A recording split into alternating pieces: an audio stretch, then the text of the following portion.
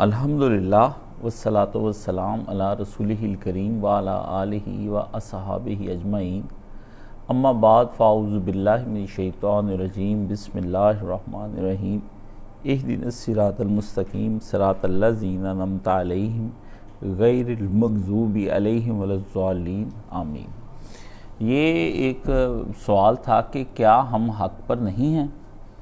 تو یہ اس ضمن میں سوال اٹھتے ہیں کہ اس وقت جو اسلامی ممالک پر کفار کا حملہ ہے، اس صورت میں مسلمان جو ہے نا ڈاماڈول نظر آ رہے ہیں، اور یہ ڈاماڈول صرف اپنے وہن کی وجہ سے نظر آ رہے ہیں کہ ان کے اندر وہن موجود ہے۔ یہ دنیا سے اتنی محبت کرتے ہیں، اتنی دنیا سے محبت کرتے ہیں، اتنی محبت کرتے ہیں کہ یہ اس کا اندازہ لگانا ہی مشکل ہے۔ اتنی کفار نہیں اپنی دنیا سے محبت کرتے جتنے ہم ہیں، اور موت سے انہیں بڑا ڈر لگتا ہے، ٹھیک ہے، اور وقتی طور پر ان کو ایک سٹریس ہوتا ہے جو کہ تقریباً ہر مومن اور کافر کو سٹریس ہوتا ہے۔ وہ سٹریس ان کو اپنے گناہوں کی وجہ سے ہو جاتا ہے بعض اوقات، اور بعض اوقات کچھ نہ کر سکنے کی بنا پر بھی یہ ڈپریشن بڑھ جاتا ہے ان کا، کہ یہ اس میں اس قدر کسے اور بندھے ہوئے ہیں کہ یہ پھر سوچتے ہیں کہ اب ہم کر تو کچھ نہیں سکتے، تو ہمیں کرنا کیا چاہیے۔ تو اس ضمن میں پھر یہ سوشل میڈیا پر ایکٹیو ہو جاتے ہیں۔ ان کے پاس ایک ہی ہتھیار رہ گیا ہے، اور وہ ہے سوشل میڈیا پہ ایکٹیو۔ کفار آپ کو پوری دنیا میں آپ چلے جائیں، کسی جگہ پہ وہ سوشل میڈیا پہ آپ کو ایکٹیو نظر نہیں آئیں گے جتنا یہ برِ صغیر پاک و ہند جو ہے اور عرب لوگ جو ہیں یہ جتنے ایکٹیو ہیں۔ آپ جا کر انگریزوں کے سارے ملکوں کی تلاشی لے لیں، اور ان کے بڑے بڑے جو ہیں وہاں کے سوشلسٹ اور جو ایکٹیوسٹ ہیں ان سے آپ جا کر دیکھ لیں کہ وہ اتنے نظر نہیں آئیں گے جتنے یہ کیڑے مکوڑوں اور حشرات الارض کی طرح یہ مسلمان جو ہے نا سوشل میڈیا پہ موجود ہیں۔ اگر یہ موجود نہیں ہیں تو میدان جنگ میں موجود نہیں ہیں، میدان جنگ میں موجود نہیں ہیں۔ باقی یہ نہ کہیں کہ سائنس اینڈ ٹیکنالوجی کی کمی، یہ جھوٹ ہے۔ اس سے بڑا دنیا کے اندر آج تک جھوٹ بولا نہیں گیا، اور آپ کو وہ تجزیے سنائے جا رہے ہیں جو تجزیے آج سے 200 سال پرانے تجزیے کیے گئے تھے کہ مسلمانوں کے پیچھے رہ جانے کی بڑی وجہ سائنس اینڈ ٹیکنالوجی ہے، مسلمانوں کے پیچھے رہ جانے کی بڑی وجہ معاشی طور پر کمزور ہونا ہے، مسلمانوں کے پیچھے رہ جانے کی بڑی وجہ جو ہے وہ اپنے دین کے ساتھ یہ ایسی باتیں 200 سال پرانا ہے۔ یہ سر سید احمد خان نے اپنے سے آج سے 200 سال پہلے اور اسے بھی پہلے جو تحریکیں اٹھی ہیں اس میں یہ باتیں لکھی پڑھی گئی۔ یہ جھوٹ ہے، اس سے بڑا جھوٹ کوئی نہیں دنیا میں۔ ہم کسی چیز میں کبھی پیچھے نہیں رہے، ہم ہر چیز میں دنیا میں آگے ہیں۔ کوئی چیز آپ کی نظر آپ جا کر دیکھیں کہ جو اس وقت دبئی کی ترقی ہے اور جو UAE کی ترقی ہے، اتنی ترقی تو کافروں نے نہیں کی ابھی تک۔ ان کے پاس یہ ترقیاں نہیں ہیں، ان کی سڑکیں اور ان کی بلڈنگیں اور ان کی عمارات اور ان کے کھانے پینے کا انتظامات، اور وہاں پہ شیفز اور کپڑے اور جوتے اور بلڈنگیں اور رہائشیں اور گاڑیاں اور ان کے جہاز اور ان کے ہیلی کاپٹرز، یہ آپ امیجن نہیں کر سکتے۔ بہت مشکل ہے کہ آپ اس بارے میں سوچ سکیں کہ جہاں تک وہ چلے گئے ہیں۔ اس لیے یہ جو آپ سوال پھر آپ کے اندر پیدا ہوتا ہے کہ کیا ہم حق پر نہیں ہیں، آپ چاہتے ہیں کہ ہم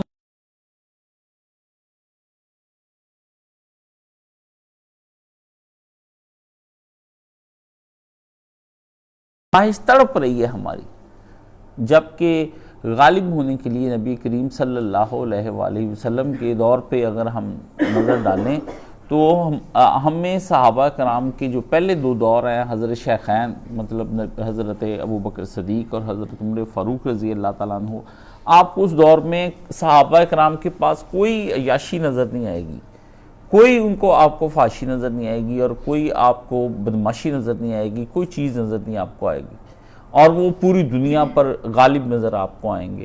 آپ کو نظر آئیں گے وہ پوری دنیا پر، وہ روم پر، ایران پر، ان کے بادشاہوں سے۔ اب آپ وہ قصے جب سنتے ہیں نا پرانے کہ حضرت عمر نے ٹھوکر ماری، ہارون رشید نے یہ کیا، اس نے کہا رومی کتے، ڈائیلاگ آپ کو بڑا پسند ہے۔ اس قدر ڈائیلاگ بازی میں آپ کو پھنسا دیا گیا ہے کہ اب آپ کے کان ترس رہے ہیں اس ڈائیلاگز کو سننے کے لیے کہ للکاریں وہ کفار کو، امام الکفر کو، اور پھر عمران خان جیسے لوگ آتے ہیں اور وہ للکارتے ہیں، ان کو آپ کی اس نفسیات کا بھرپور علم ہے۔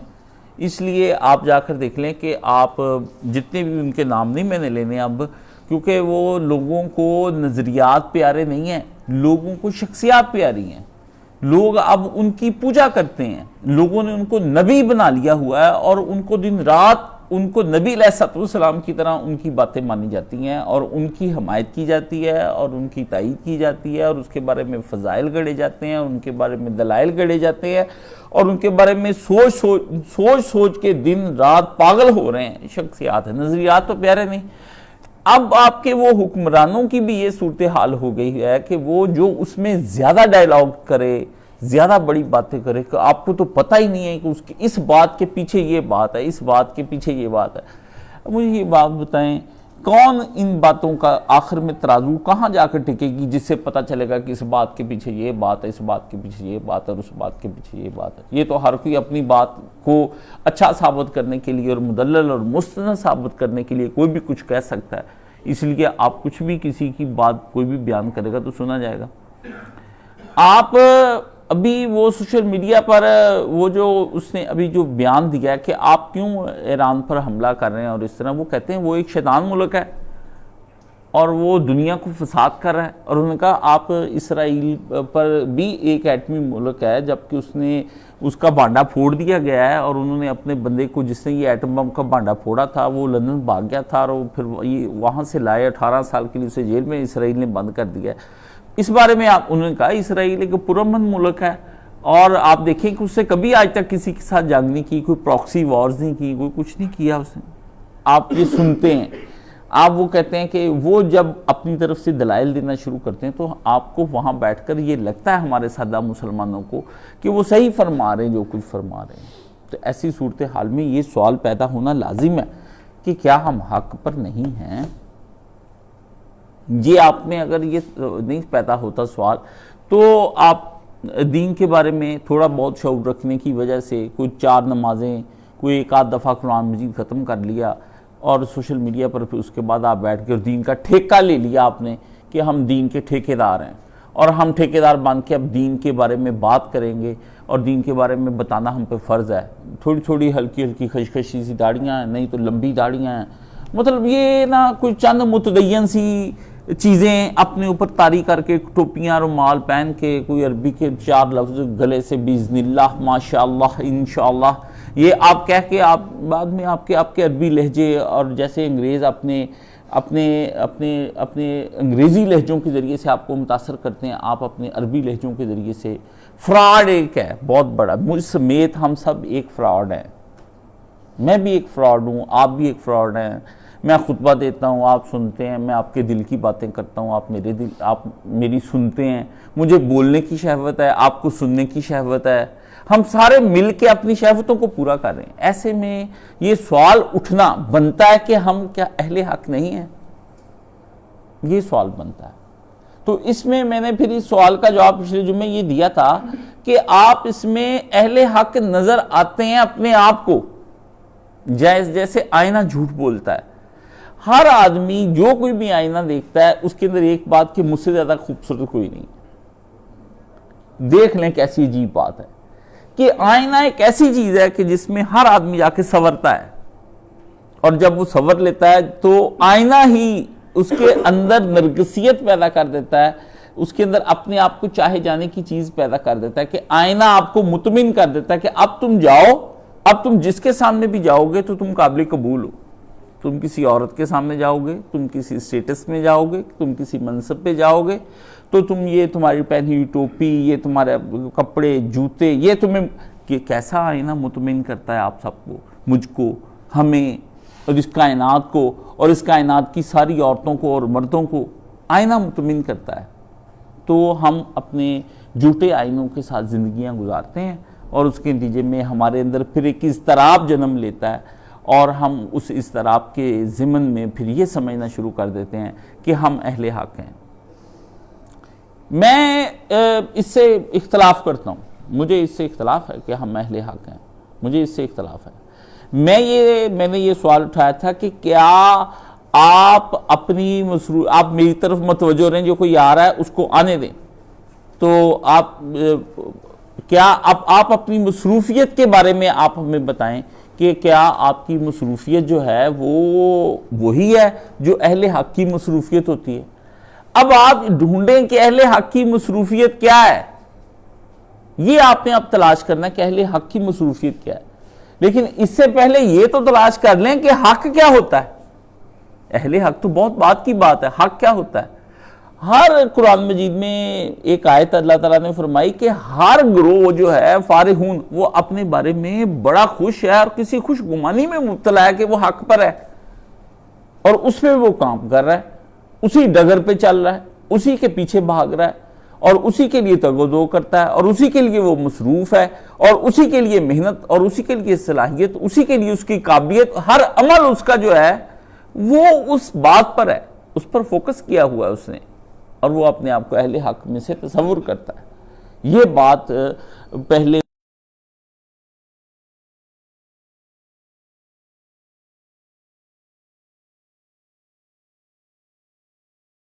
اگر آپ حق والے ہیں اور آپ تلاش کرنا چاہتے ہیں اپنے آپ کو کہ میں حق والا ہوں، تو بعد میں پہلے حق کو تو تلاش کر لیں کہ یہ حق ہے اور یہ باطل ہے۔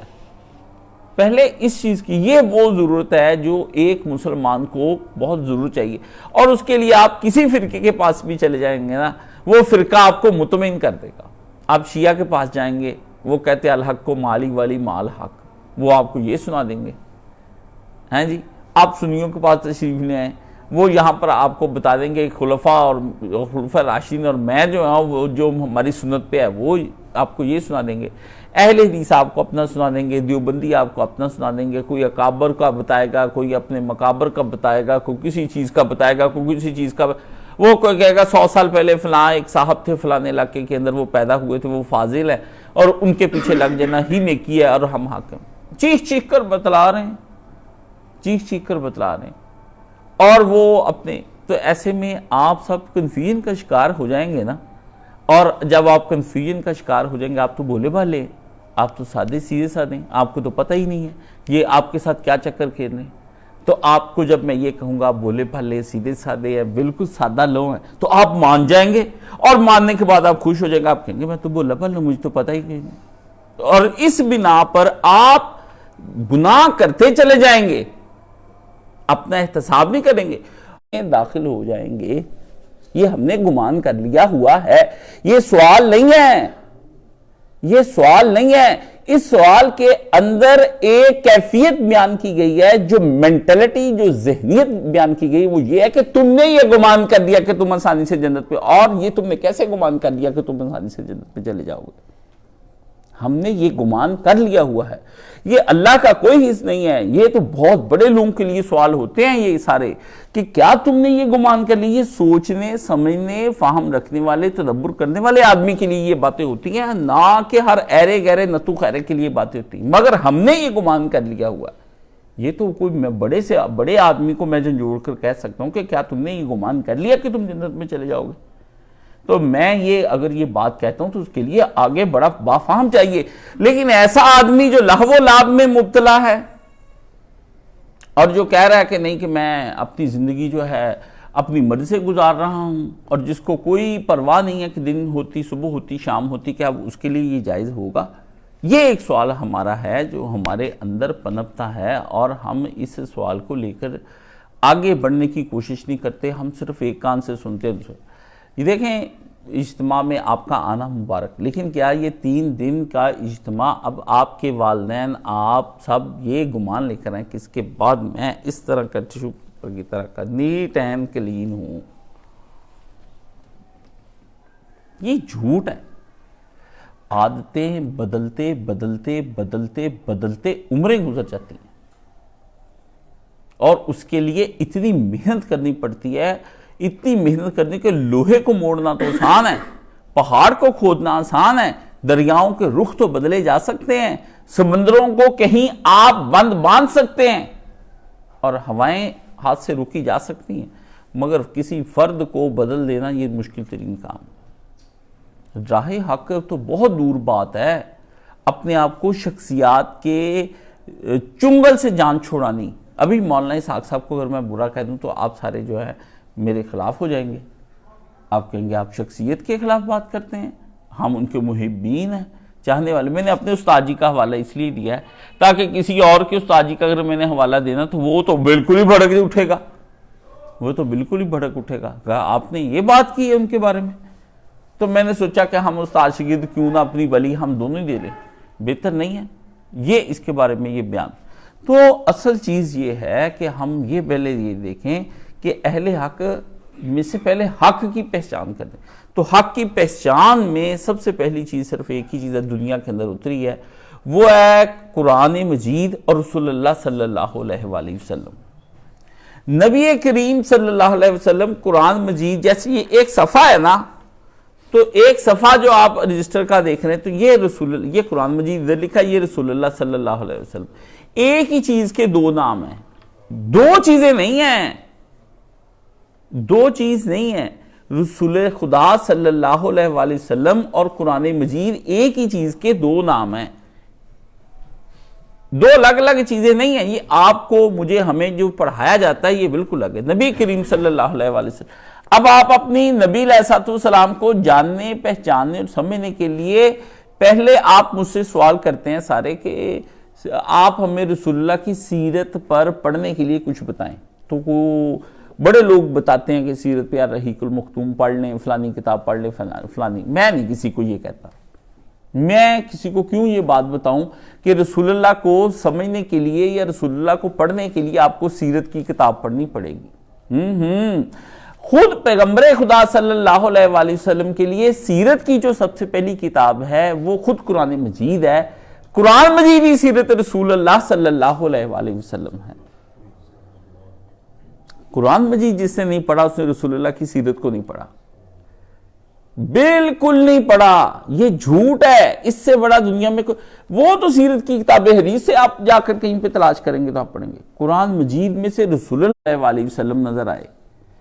اصلی آپ علیہ السلام کا رخ انور جس کسی نے دیکھنا ہے اور آپ کی جو اصلی سیرت ہے اگر وہ قرآن مجید پڑھ رہا ہے تو اس مینز کہ وہ آدمی نبی کریم صلی اللہ علیہ وسلم کے قریب ہو رہا ہے. ہاں اگلی بات ذہن میں رکھ لو کہ اگر قرآن پڑھنے کے بعد بھی وہ اس کے اندر پیاس ہے اپنے نبی کو جاننے کی اور وہ بجھ نہیں سکی ہے اس کی وہ پیاس، تو ابھی اس نے قرآن مجید پھر پڑھا ہی کہ وہ آدمی قرآن مجید بھی نہیں پڑھ رہا اور رسول اللہ کو بھی نہیں پڑھ رہا. ایک ہی وقت میں دو مطالعے وہ اکٹھے کر رہا ہے، وہ قرآن ہے اور سیرت رسول صلی اللہ علیہ وآلہ وسلم ہے. نبی علیہ السلام اور آپ رسول اللہ حق بھی ہیں، سن لیں، اور رسول اللہ اہل حق میں سے بھی ہیں. یہ نبی علیہ السلام کا خاصہ ہے کہ رسول اللہ حق بھی ہیں اور اہل حق میں. قرآن مجید حق ہے، قرآن مجید اپنی ذات میں حق ہے. آپ میں سے اگر کوئی صاحب تہجد پڑھتے ہیں اور وہ مسنون تہجد پڑھتے ہیں تو وہ ضرور مجھے یہ بتائیں گے کہ وہ صبح کے وقت میں جو دعا پڑھی جاتی ہے تہجد کے وقت میں کہ اے اللہ آپ حق ہیں اور نبی بھی حق ہیں اور پھر آپ سے ملاقات بھی حق ہے، یہ بہت کم پڑھتے ہوں گے، مجھے پتہ ہے بہت کم پڑھتے ہوں گے. لوگ اٹھتے ہیں تہجد کے وقت مرضی سے اٹھتے ہیں نا، تو سارا کچھ مرضی سے جب طے ہوتا ہے اس لیے بھی اٹھتے ہیں کہ دو باتیں، جو کیے ہوئے گناہ وہ ختم ہو جائیں اور پیسے پوسے کافی سارے نہیں مل رہے وہ بھی مل جائیں، اور کوئی گھر میں مسئلہ مسائل بن گئے تو تہجد پڑھ لیں تو وہ انشاءاللہ آپ کے مسائل حل ہو جائیں گے. سارے آپ کے ہو جائیں گے سارے مسائل حل، پر مسلم امہ کے مسائل نہیں حل ہوں گے اور آخرت کے مسائل آپ کے حل نہیں ہوں گے. بلا شبہ مجھے کسی کا آج تک انکار نہیں ہوا کہ اللہ تعالیٰ تہجد کے وقت بندے کی ضروریات زندگی پوری کرتے دنیاوی، لیکن مجھے اس سے اختلاف ہے کہ مسلمانوں نے اپنے لیے بہت کم حصہ چنا ہے آخرت کا.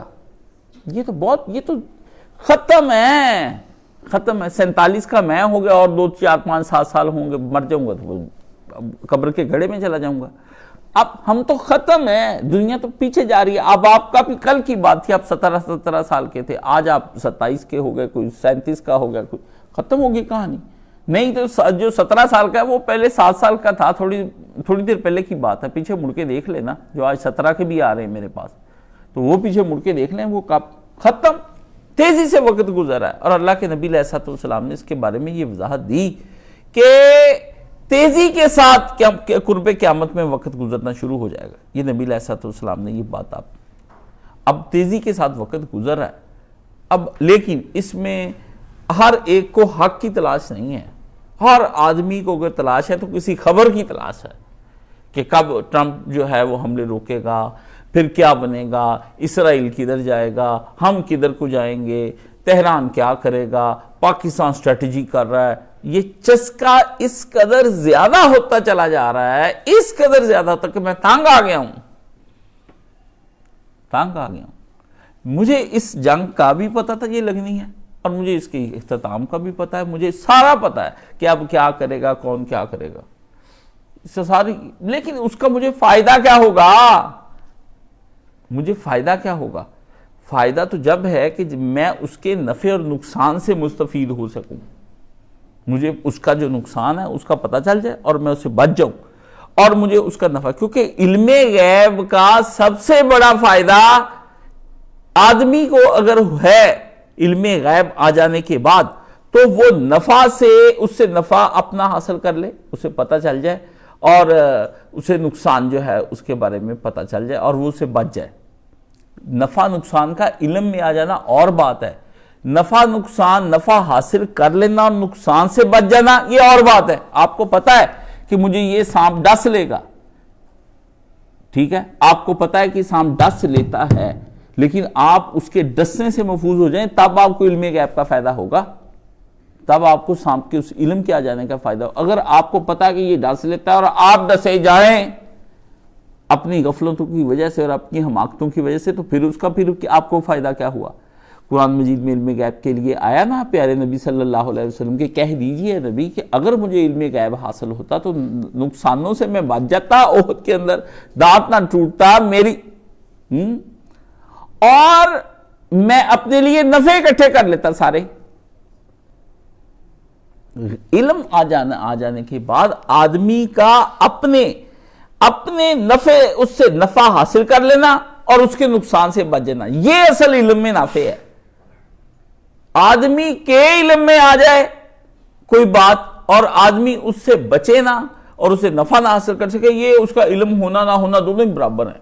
وہ جاہل رہتا تب بھی یہی ہونا تھا, وہ عالم ہو گیا تھا. اب آپ کو قرآن مجید کا اگر علم آ گیا ہے اور آپ اس سے کوئی نفع نہیں حاصل کر پا رہے, تو آپ کا قرآن مجید کا علم حاصل کرنا آپ کو کیا فائدہ دے گا جی؟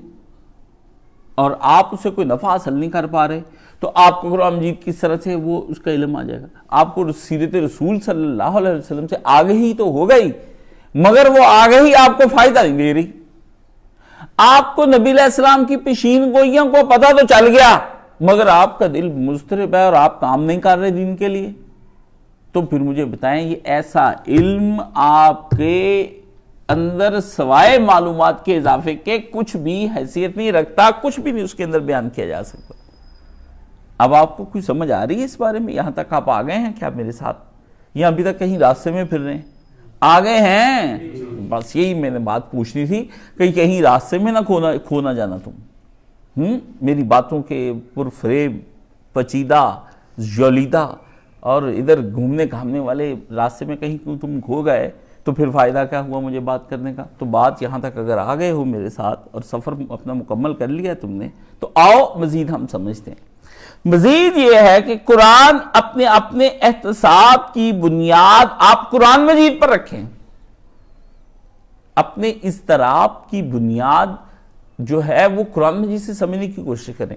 اپنی بے سکونی کی وجہ قرآن مجید سے آپ تلاش کرنے کی کوشش کریں. اپنی بے قراری کو قرآن مجید پر پیش کریں, قرآن مجید کو جج بنائیں اور اس کی عدالت میں اپنے آپ کو لے جائیں. اپنا احتساب کریں, اس کے سامنے رکھیں, اے قرآن میں بے قرار کیوں ہوں, اے قرآن میں مضطرب کیوں ہوں, اے قرآن میں بے سکون کیوں ہوں. تو آپ اس کے سامنے رکھیں یہ قرآن مجید کے. اگر قرآن مجید وہ جواب دے اور آپ کو جواب مل جائے اور آپ اس جواب کی وجہ سے وہ دوائی تلاش کر کے آپ کو بتائے کہ یہ دوا ہے اور دوا بھی وہ فراہم آپ کو کر دے اور آپ نہ کھائیں, تو پھر میں اور آپ سے بڑھ کر بدقسمت کون ہے؟ بدقسمت کون. اور اگلی بات بھی سن لیں, اگر آپ اپنی ان چیزوں کی خود دوا تلاش نہ کر سکیں, اگر اس میں آپ نہ تلاش کر سکیں اپنی کوئی دوا قرآن مجید کے اندر, کیونکہ میری یہ دوا ہے, تو آپ اس میں نہ کر سکیں, تو پھر آپ سے بڑھ کر بدبخت کوئی نہیں ہے, کیونکہ آپ نے قرآن مجید کو ایسا پڑھا ہی نہیں, ایسا تدبر کیا ہی نہیں, آپ نے اس کو دیکھا ہی نہیں, آپ نے اس کو تلاش ہی نہیں کیا, آپ کے اندر یہ قابلیت, یہ صلاحیت پیدا ہی نہیں ہوئی کہ آپ نے قرآن مجید سے پوچھا اور قرآن مجید نے کچھ نہیں بتایا, قرآن مجید چپ رہا. تو آپ کے اندر یہ بات ہوئی کہ میں نے تو قرآن سے پوچھا تھا, قرآن چپ رہا. تو آپ بتاؤں کیا کہہ رہے ہیں؟ آپ یہ کہہ رہے ہیں کہ قرآن مجید میں بولنے کی سکت نہیں ہے, اور قرآن مجید گونگا ہے, وہ آگے سے بولا ہی نہیں, معاذ اللہ من ذالک. آپ یہ الزام لگا رہے ہیں قرآن مجید پہ. نہیں, اس کے الٹ سمجھو, اس کے الٹ یہ سمجھو کہ قرآن مجید نے تو بولا ہے مگر میں بہرا ہوں. قرآن مجید نے تو بولا ہے, میں بہرا ہوں. اگر آپ بہرے ہیں اور آپ کو سنائی سنتے سنتے نغمہ ہے بدعت کو, کان بہرے ہو گئے اور دل بند ہو جانے کو ہیں.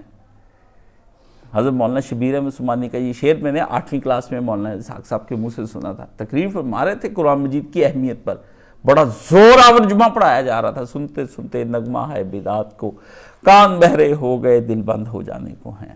آؤ سنوائیں ہم تم کو وہ نغمہ مشروب بھی. کہتا آؤ تمہیں وہ میں ایک شریعت کا نغمہ ہے, خاشعاً متصدیاً, جس سے کوہ بھی ہو جانے کو ہے. اس نے کہا وہ تمہیں میں سناتا ہوں نغمہ, کہ ان نغموں میں سن کے بندہ رقص کرتا ہے نا. قرآن مجید کی یہ بات سن کر اللہ نے کہا لو انزلنا ھذا القرآن علی جبل لرأیتہ خاشعاً متصدیاً, اگر یہ قرآن ہم نازل کر دیتے پہاڑوں پر تو پہاڑ خاشعاً متصدیاً گر پڑتے, رو پڑتے, چیخ پڑتے. اگر مومن اس مقام پر نہیں ابھی تک آیا اور ابھی تک وہ تلاش میں کہ مجھ سے پوچھتے پھرتے ہیں اور جی کو کتاب بتا دو, کتاب میں کیا بتاؤں بھائی, ہر کتاب کو پرکھنے کا پھر معیار ہو جائے گا کہ اس کتاب کو پرکھا کس چیز پر جائے گا.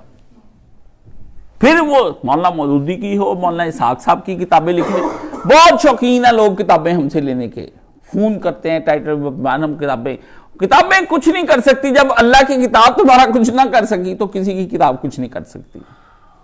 خدا کی کتاب آپ کا کچھ نہیں بگاڑ سکتی, خدا کی کتاب کچھ بھی نہیں کر سکتی. تو پھر ہم کس طرف جا سکتے ہیں؟ تو یہ وہ چیز ہے جو قرآن مجید نے بیان کی ہے, یہ وہ چیز ہے. کیا ہم حق پر ہیں؟ کیا ہم حق پر موجود ہیں؟ حق کس شے کا نام ہے یہ ڈھونڈنا پڑے گا. قرآن حق ہے یا نہیں ہے, قرآن حق ہے یا نہیں ہے, ٹھیک ہے نا. یہ اصل چیز آپ کو ہے. اگر قرآن مجید ہی حق نہیں ہے وہ تو پھر اس کے بعد کی کوئی بات ہی نہیں. ابھی یہ یورپ کے اندر جو ہے نا ایک نظریہ بڑی دیر سے چل رہا ہے, اور وہ اس سے آپ یہ بھی وہی آپ کو انٹروڈیوس کراؤں گا نا. ہم نے تو قرآن مجید کو پڑھے, قرآن مجید سے کسی کا شغف ہو تو انہوں نے اس پہ پی ایچ ڈیاں ہوئی ہیں.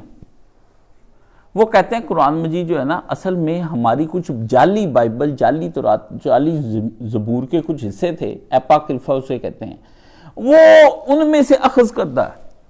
اس میں سے نبی علیہ السلام نے اکٹھا کر کے لکھ کے تو ہمیں دیا. اس لیے وہ جیسے وہ جعلی ہیں اس طرح یہ بھی جعلی, وہ یہ باتیں. اب ایسی باتیں وہ لکھتے ہیں جب بندے کو اپنی کتاب پہ یقین نہیں رہ گیا, رسول پہ یقین نہیں رہ گیا, قرآن اپنی اللہ پہ یقین نہیں رہ گیا, تھیسٹ ہو گیا وہ.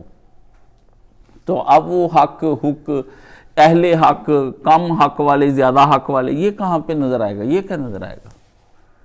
معاملہ تو تباہ و برباد ہو کے رہ گیا. اس لیے سب سے پہلے یہ آپ نے دیکھنا کہ اگر اپنے آپ کو آپ پیش کر رہے ہیں قرآن مجید پر, اپنے نظریات کو پیش کیا ہے, شخصیات کو پیش کیا ہے, سب کو آپ پیش کر رہے ہیں قرآن مجید, اور قرآن مجید پہ پیش کرنا کوئی آسان نہیں ہے.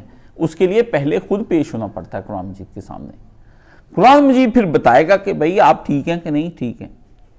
آپ پہلے اپنے آپ کو اس کے اوپر, یہ ہے وہ میرا واحد مشن جس کے اوپر دن رات میں کام کر رہا ہوں, جس کے لیے جگہ خرید رہا ہوں, جس کے لیے لائبریریاں بنا رہا ہوں. کوئی ورنہ یہ لائبریریاں جا کر دیکھیں, سینکڑوں لائبریریاں اس ملک کے اندر بنی ہوئی ہیں, اور میری لائبریریوں سے کئی گنا زیادہ اچھی لائبریریاں بنی ہوئی ہیں.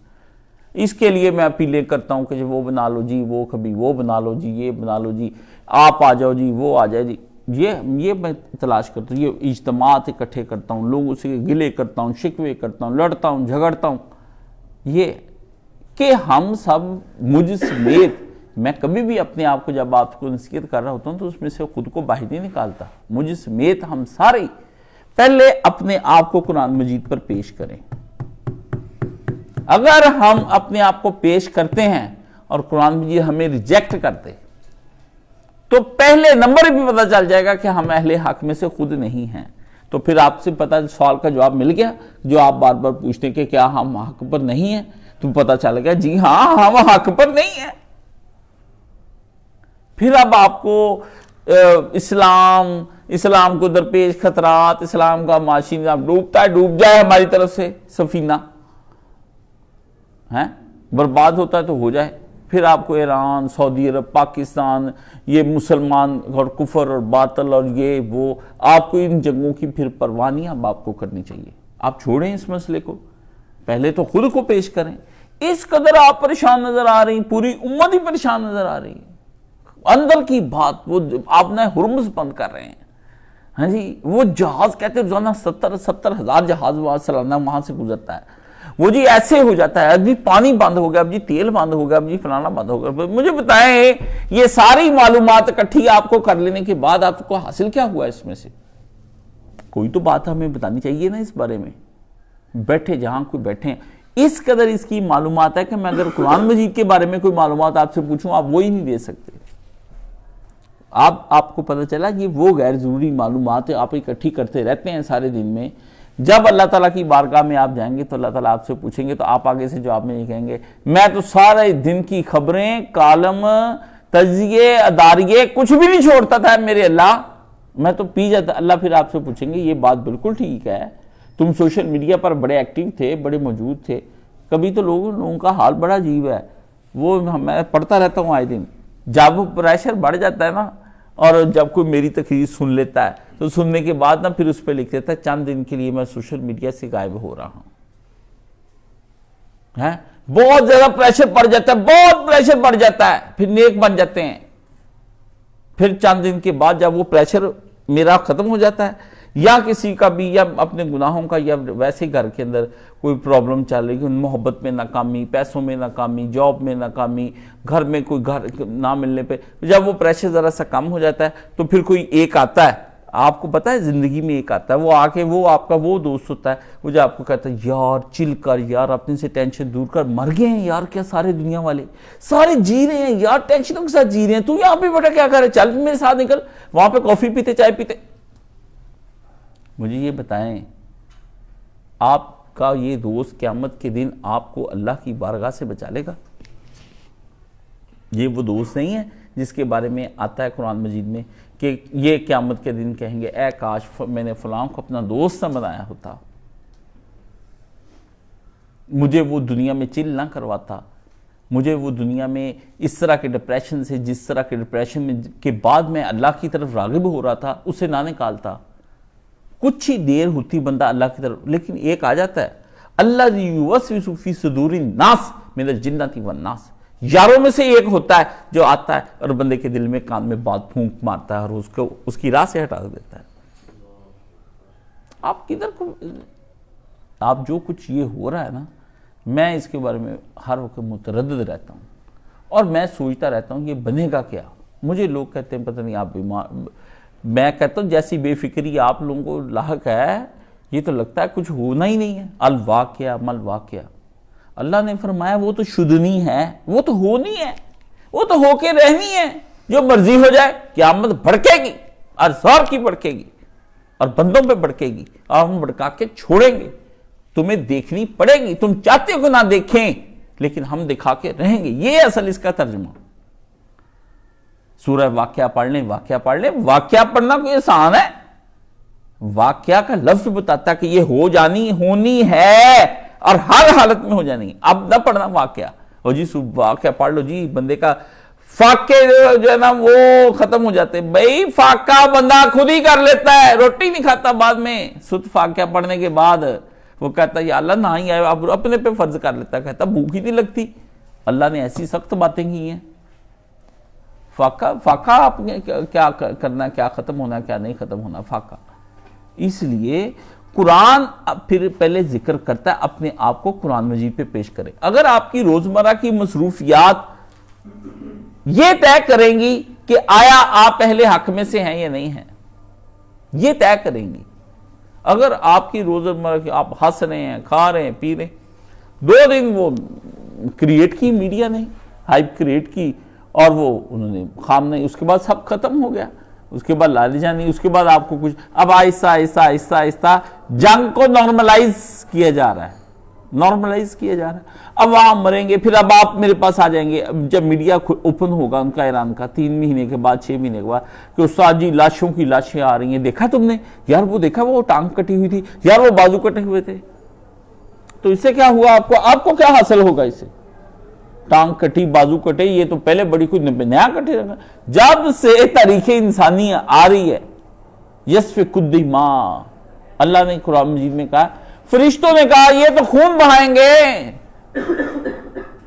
تو بات تو طے ہو گئی. اب بات کو ریپیٹیشن کرنا اور بار بار کرنا، یہ آدمی کے پاگل ہونے کی نشانی ہے. ایک ہی بات کو لے کر ہم آگے بڑھیں، اپنے آپ کو پیش کریں. اور قرآن مجید حق کا تذکرہ کرنے کے بعد آپ قرآن مجید کے پہلے نظریات کو ایک طرف لے لیں، ایک طرف الگ کریں. یہ آنکھ دائیں جو ہے، یہ تو اس سے نظر ہی نہیں آتا مجھے، یہ تو آ گئی ہے اس پہ. ہاں جی، میں کہتا ہوں ایک آنکھ سے پڑھتا رہتا ہوں بیٹھا، میں کہتا ہوں یار اسے پڑھ، کبھی اس پہ ہاتھ رکھ لیتا ہوں، کبھی میں کہتا ہوں یار یہ کب ختم ہوگا، یہ کب ختم، اور کب میرا عمل کا وقت آئے گا. ابھی تک میں اس منبر پہ بیٹھ کے میں آپ کو حلفاً ایماناً احتساباً کہتا ہوں، ابھی تک میں نے سچے علم سچے عمل میں قدم نہیں رکھا.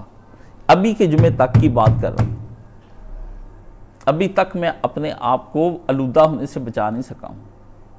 اتنے خطبے، اتنے جمعے، اتنی چیزیں پڑھانے کے باوجود اللہ کو جو مطلوب انسان ہے وہ بہت مشکل ہے. نہیں بنا جا رہا، بننے کی بھرپور کوشش کر رہے ہیں. وہ ایک سے کیلے سے نہیں بنا جانا، وہ اس کے لیے معاشرہ تخلیق کرنا پڑتا ہے. وَتَوَاصَوْا بِالْحَقِّ وَتَوَاصَوْا بِالصَّبْرِ. حق بات اور صبر بات پر آپ میں ہر وقت ہم جس طرح یہ اجتماع ہوا ہے نا، اتنے ماشاءاللہ لوگ ہیں، تو جس طرح یہ اجتماع ہے اس طرح سے تو ہم 24 گھنٹے بھی بیٹھے رہے نا اللہ کی بارگاہ میں عمل کرنے والے، تو ہم پھر بھی اپنے رب کا اصل مطلوب انسان بننے میں بہت مدتے ہیں، بہت مدتے ہیں. ہم جس قدر ٹیڑے ہو گئے، ہر وقت تنقید کرنے والا ایک آدمی چاہیے ہمیں، کہ وہ ایک مرشد ہر وقت ہمیں آتے جاتے. نبی علیہ السلام نے گزر رہے تھے آپ مدینہ شریف میں سے، اور وہ آدمی جس کے بارے میں رسول نے یہ کہا کہ آسمان کی پشت تلے اور زمین کی پشت پر اور آسمان کی چھت تلے اس سے سچا ماں نے کوئی جگہ جنا، وہ آدمی جس کے ایمان جیسے ایمان کی دعائیں میں دن رات کرتا ہوں کہ یا اللہ مجھے اس جیسا ایمان نصیب فرما. اس جیسا ایمان میں کہتا ہوں، میں نہیں نام لینا چاہتا ہوں صحابہ کا، نہ اس کا تقابل کرنا چاہتا ہوں، پر اس جیسے ایمان کی بات جو وہ نہیں ہونی، وہی ہے اس دور کا حل. چھوڑ دیں شیعہ سنی سارے دونوں متفق ہیں اس شخصیت پر، وہی ہے اس دور کا حل. اور وہ اس کو پھر سارے گروہوں نے، سوشلسٹوں نے، ادھر سرمایہ داروں نے، اور ہمارے مفکرین نے، اور بڑے بڑے اب نامور ادیبوں، شاعروں اور دانشوروں نے اس کا اب استعمال کیا. یو نو کہ یوزنگ کس کو کہتے ہیں، کہ کسی شخص کو استعمال کر جانا، اس کا استعمال کیا. مگر حق سچ بات جو وہ کہتا اور سنتا تھا، جو وہ کہہ رہا تھا، وہ کس کی سمجھ میں نہیں آ رہی تھی. وہ سمجھ نہیں، وہ لوگ سمجھتے تھے یہ تنقید کر رہا ہے، اور اس کی تنقید جو ہے نا وہ یہ چند روپوں پر ہے، پیسوں پر ہے، مال اکٹھا کرنے پر ہے. نہیں، وہ کچھ اور اکٹھا کر رہا تھا. وہ اس کو پتا تھا، اس کے سامنے رسول نے ایک بات کی. وہ آدمی مدینے کی ایک گلی کے اندر ایک شخص کو مار رہا ہے جو اس کا ماتحت ہے، اور اس کے منہ پر پاؤں رکھا ہوا ہے. اور رسول نے اس کو یوں مدینے میں گزرتے ہوئے آپ نے اس کو سامنے دیکھا اور دیکھتے ہوئے کہا کہ کیا تجھ میں سے ابھی جاہلیت نہیں گئی؟ اس آدمی کو یہ بات کہی ہے. حضرت ابو ذر غفاری رضی اللہ تعالیٰ عنہ کہا تجھ میں سے ابھی جاہلیت نہیں گئی؟ جاہلیت کفر کے مقابلے میں بات آتی ہے، جاہلیت جہالت کو نہیں کہتے، جاہلیت اور چیز ہے اللہ کے بندو، جہالت اور چیز ہے۔ کسی چیز کے بارے میں نہ جاننا جہالت ہوتی ہے۔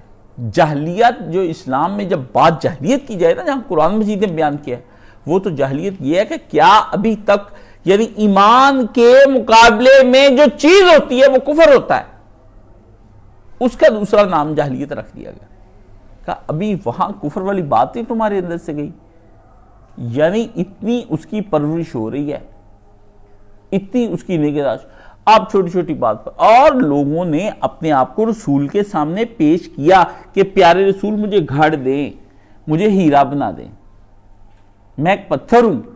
تو نبی نے اس کو گھڑا، نبی نے اس کے تراشا، اس پہ باتیں کی، اس پہ نقد کیا، تنقید کی، محبت کی، کبھی پیار کیا۔ دیکھیں نا، جب آپ جب اسے اپنی چھری کو تیز کرتے ہیں، اسے آپ دے رہے ہوتے ہیں، چمک دے رہے ہوتے ہیں اور اس کی تیزی بڑھا رہے ہوتے ہیں، تو اس وقت دو کام آپ کر رہے ہوتے ہیں۔ ایک، آپ اسے لوہے پہ جو اس پتھر پہ جس کو آپ سان کہتے ہیں، اس پتھر پہ آپ کسوٹی پر آپ اس کو گھسا رہے ہوتے ہیں۔ تو لوہے سے زیادہ جو سخت چیز ہے وہ کون سی ہے؟ وہ پتھر ہے۔ تو آپ اس پر گھسا رہے ہوتے ہیں، مگر آپ دانا و بینا جب ساتھ ہوتے ہیں تو آپ اس کے اوپر ایک نرم چیز بھی پھینک رہے ہوتے ہیں ساتھ ساتھ۔ وہ چیز کیا ہوتی ہے؟ وہ پانی ہوتا ہے۔ پانی سے بڑھ کر دنیا میں اب نرم و ملائم کوئی چیز نہیں ہے، یہ تم کو میں بتا دوں۔ ریشم و پرنیان یہ بھی کوئی چیز حیثیت نہیں رکھتے۔ ریشم کیا چیز ہے؟ اتنا نرم پانی، او اللہ اکبر! ریشم کو تو چھوڑو، وہ تو ہاتھ کا لمس دور کرتا ہے۔ پانی تو وہ ہے جو رگیں تر کر دے، بندے کے اندر سے ختم ہو جائے تو زمین سے ختم ہو جائے، آسمان سے گرنا بند ہو جائے، آنسوں کی شکل میں نہ آئے۔ پانی تو دنیا کی کیسی چیز ہے کہ اللہ تعالیٰ نے ذکر ہی اس کا ایسا کیا کہ جیسی نعمت ابھی تک ہے ہی نہیں، باقی نعمت تو ساری اس میں سے پیدا ہوتی ہیں۔ ہر طرح کا پھل فروٹ، ہر طرح کا ناج غلہ، ہر چیز یہی تو جنم دیتا ہے۔ اور پانیوں میں ہمیں رکھا، زمین کو پانی، 3 حصے پانی کے، 1 حصہ ہمیں خشکی کا، آسمان سے پانی اترتا ہے، پانی تو وہ اس کے ساتھ۔ تو رسول اس کو کبھی نرم کبھی گرم، کبھی نرم کبھی تیز، وہ غصہ نہیں کرتے۔ یہاں ابھی تک ہم اپنے آپ کو پیش نہیں کر سکے ہیں، ہم قرآن مجید کے سامنے پیش نہیں کر سکے ہیں۔ اور اگر ہمیں کوئی بندہ تنقید کر دے تو ہماری یہ کوشش ہوتی ہے کہ ہم کسی طریقے سے اب اس سے جان چھڑائیں اور دوبارہ یہ آ کے مجھے ٹینشن دیتا ہے، یہ آ کے مجھے ٹینشن دیتا ہے۔ اللہ اکبر، اللہ اکبر! اب دیکھیں کہ کسی مصلح کو آپ اگر اس کے منہ پر یہ کہہ دیں کہ یہ آ کے مجھے یہ ٹینشن دیتا ہے، یا آپ کے پاس آنے سے مجھے ٹینشن ہوتی ہے، یا یار اس کے پاس بیٹھنے سے تو ٹینشن بڑھتی ہے، آپ بتائیں اس بیچارے کا حال کیا ہوگا؟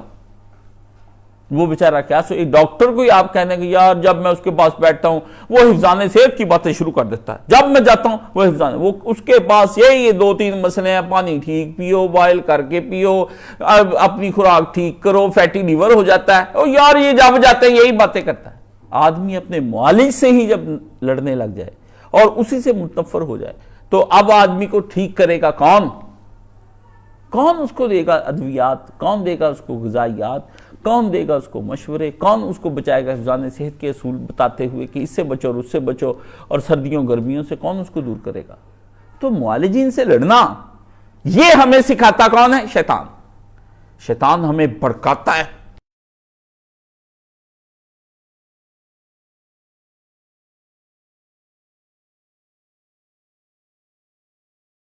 اصل میں ان کا ذہن یہ ہے، یہ ساری باتیں کیا ہیں؟ جب آپ اللہ فرماتے ہیں قرآن مجید کے، جب ہم ان کی آنکھوں کے سامنے سے پردے ہٹا دیں گے تو پھر تم اس دن وہ دیکھو، وہ آنکھیں ملتے ہوئے، اللہ کہیں گے آنکھیں مل کر دیکھو۔ جس وقت رسول اللہ نے پھینکا نا اس میں کنویں میں ابو جہل کو، فرمایا میں نہ کہتا تھا ابو جہل، عتبہ، ولید، یہ حضور کہہ رہے تھے۔ نبی علیہ السلام کا اس وقت معجزے کا ظہور ہو رہا تھا اور عالم برزخ میں وہ رسول اللہ صلی اللہ علیہ وآلہ وسلم کی باتیں سن رہے تھے۔ تو حضرت عمر فاروق رضی اللہ تعالیٰ عنہ نے نبی علیہ السلام کو یہ کہا، آپ کین یو امیجن، اب پتہ نہیں کس ذہن سے کہا، لیکن مجھے تو حضرت عمر فاروق رضی اللہ تعالیٰ عنہ چونکہ صحابی رسول ہیں تو میرا تو ان پہ حسن ظنی ہے نا بنتا. تو انہوں نے رسول اللہ کو جب یہ بات کہی نا تو نبی کریم صلی اللہ علیہ وآلہ وسلم کو یہ کہا کہ اے اللہ کے رسول کیا یہ سنتے ہیں؟ کیونکہ ان کو تو پکا پتا تھا نا کہ مردہ نہیں سنتا ہے. یہ صحابی کا عقیدہ ہے، یہ صحابی کا عقیدہ ہے کہ مردے نہیں سنتے. یہ صحابی کا عقیدہ اور اس کا عقیدہ ہے جس کی 3 طلاقیں یہ سارے مانتے ہیں. اس کی وہ مانتے، یہ نہیں مانتے ہیں. وہ کہتے اب رسول نے اس کو یہ کہا اس وقت، اس وقت ہما وقت نہیں سنتے، اس وقت یہ تجھ سے زیادہ سن رہے ہیں. تجھ سے زیادہ جتنا تو سن رہا ہے تجھ سے زیادہ سننے کا مطلب کیا ہے کہ جو فہم، جو شعور اب ان کو آ رہا ہے نا، فرشتے سامنے دیکھ کر، جہنم سامنے دیکھ کر، خدا کا احتساب دیکھ کر، جو اب شعور ان کو آ رہا ہے ایسا شعور ان کو زندگی میں حاصل نہ ہوا ہوگا.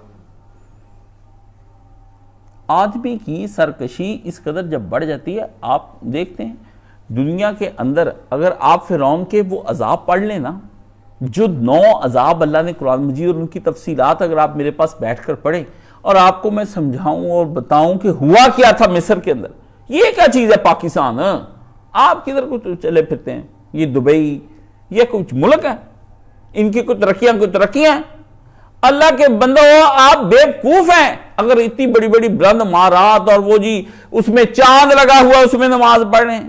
ایک احرام مصر کو ہٹا کر سامنے کر دینا تو ساری ترقیاں ختم ہو کے رہ جاتی ہیں. سمجھ ہی نہیں آ رہی کیا معمے تھے وہ لوگ. اور یہ ان کی ابھی قبریں ہیں، ان کے جو محل تھے وہ پتہ ہی نہیں کہاں چلے گئے، اللہ نے صفحہ 80 سے مٹا دی. قبروں کا یہ عالم ہے کہ قبریں ہم کھود رہے ہیں اور نکال رہے ہیں اور ان کو پڑھ رہے ہیں اور ان کو سمجھ رہے ہیں، اس میں سے سونے چاندی اور قیمتی دھاتیں اور چیزیں، ان کی بنائی، ان کی بنتی، ان کی وہ حیران ہے. آج کی مشینیں تلاش کرنے کو وہ کدھر سے گھستے تھے، وہ کدھر سے داخل ہوتے تھے، وہ آتے کدھر سے، وہ رینگ کر جاتے تھے. وہ ان کے پاس ایسے تھے وہ بڑے آرام سے پوری فوج اندر چلی جاتی تھی. آج ہم رینگ کر اندر جاتے ہیں. کون سا دروازہ تھا احرام مصر کے اندر؟ ان کو پتا تھا کہ ان ڈبیوں کے اندر کون سی جگہ پہ ہے جس کو یوں کر کے ہم نے دبانا ہے تو ساتھ ہی گیٹ کھل جانا ہے، سارے بندے اندر چلے جاتے. ہمیں دروازہ ہی نہیں ملا آج تک. ہم پتھر توڑ تاڑ کے اس کے اندر داخل ہو رہے ہیں. ان قوموں کو اللہ تعالیٰ نے 9 قسم کا ایسا عذاب بھیجا جس سے وہ قومیں ہل گئیں، مگر 10ویں بار جب تک وہ ڈوبا نہیں اور اس نے فرشتوں کو دیکھا نہیں اتنی دیر تک وہ فرعون ایمان نہیں لے کر آیا.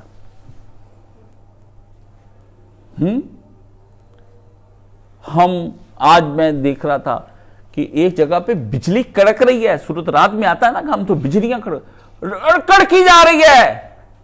آج مجھے پہلے نہیں سمجھ آتی تھی. پہلے میں اس بات کو مانتا ہی نہیں تھا کہ آدمی اپنے سامنے عذاب دیکھے اور دیکھنے کے بعد نہ مانے. میں کہتا تھا یہ تو ہو ہی نہیں سکتا. لیکن پھر میں نے دیکھا جب ہم سارے سیلاب آ رہا ہے، سارے ویڈیو بنا رہے ہیں، بجلیاں کڑک رہی ہیں، سارے ویڈیو بنا رہے ہیں، ڈیم میں بندے مارے ہیں، ویڈیو بنا رہے ہیں، ہمارے ہاں سیلاب آ رہے ہیں، بندے ویڈیو بنا رہے ہیں. ہم سانحے سے بھی بڑا سانحہ تو یہ ہوا کہ سانحے کو دیکھ کر کوئی رکا نہیں.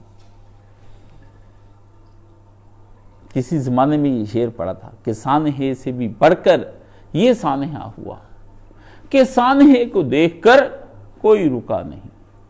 سارے پھر ٹریفک چلتی رہی آتے ہیں، بندہ مر گیا یار، بندہ مر گیا، اوہ ہوئے بندہ مر، اچھا بندہ مر، او موت بندے بیگم آج میں بس آ رہے صرف سے ایک بندہ مر گیا، پتہ نہیں کی ہوا، پتہ نہیں کیتا، نہیں میں نہیں پتہ کیتا.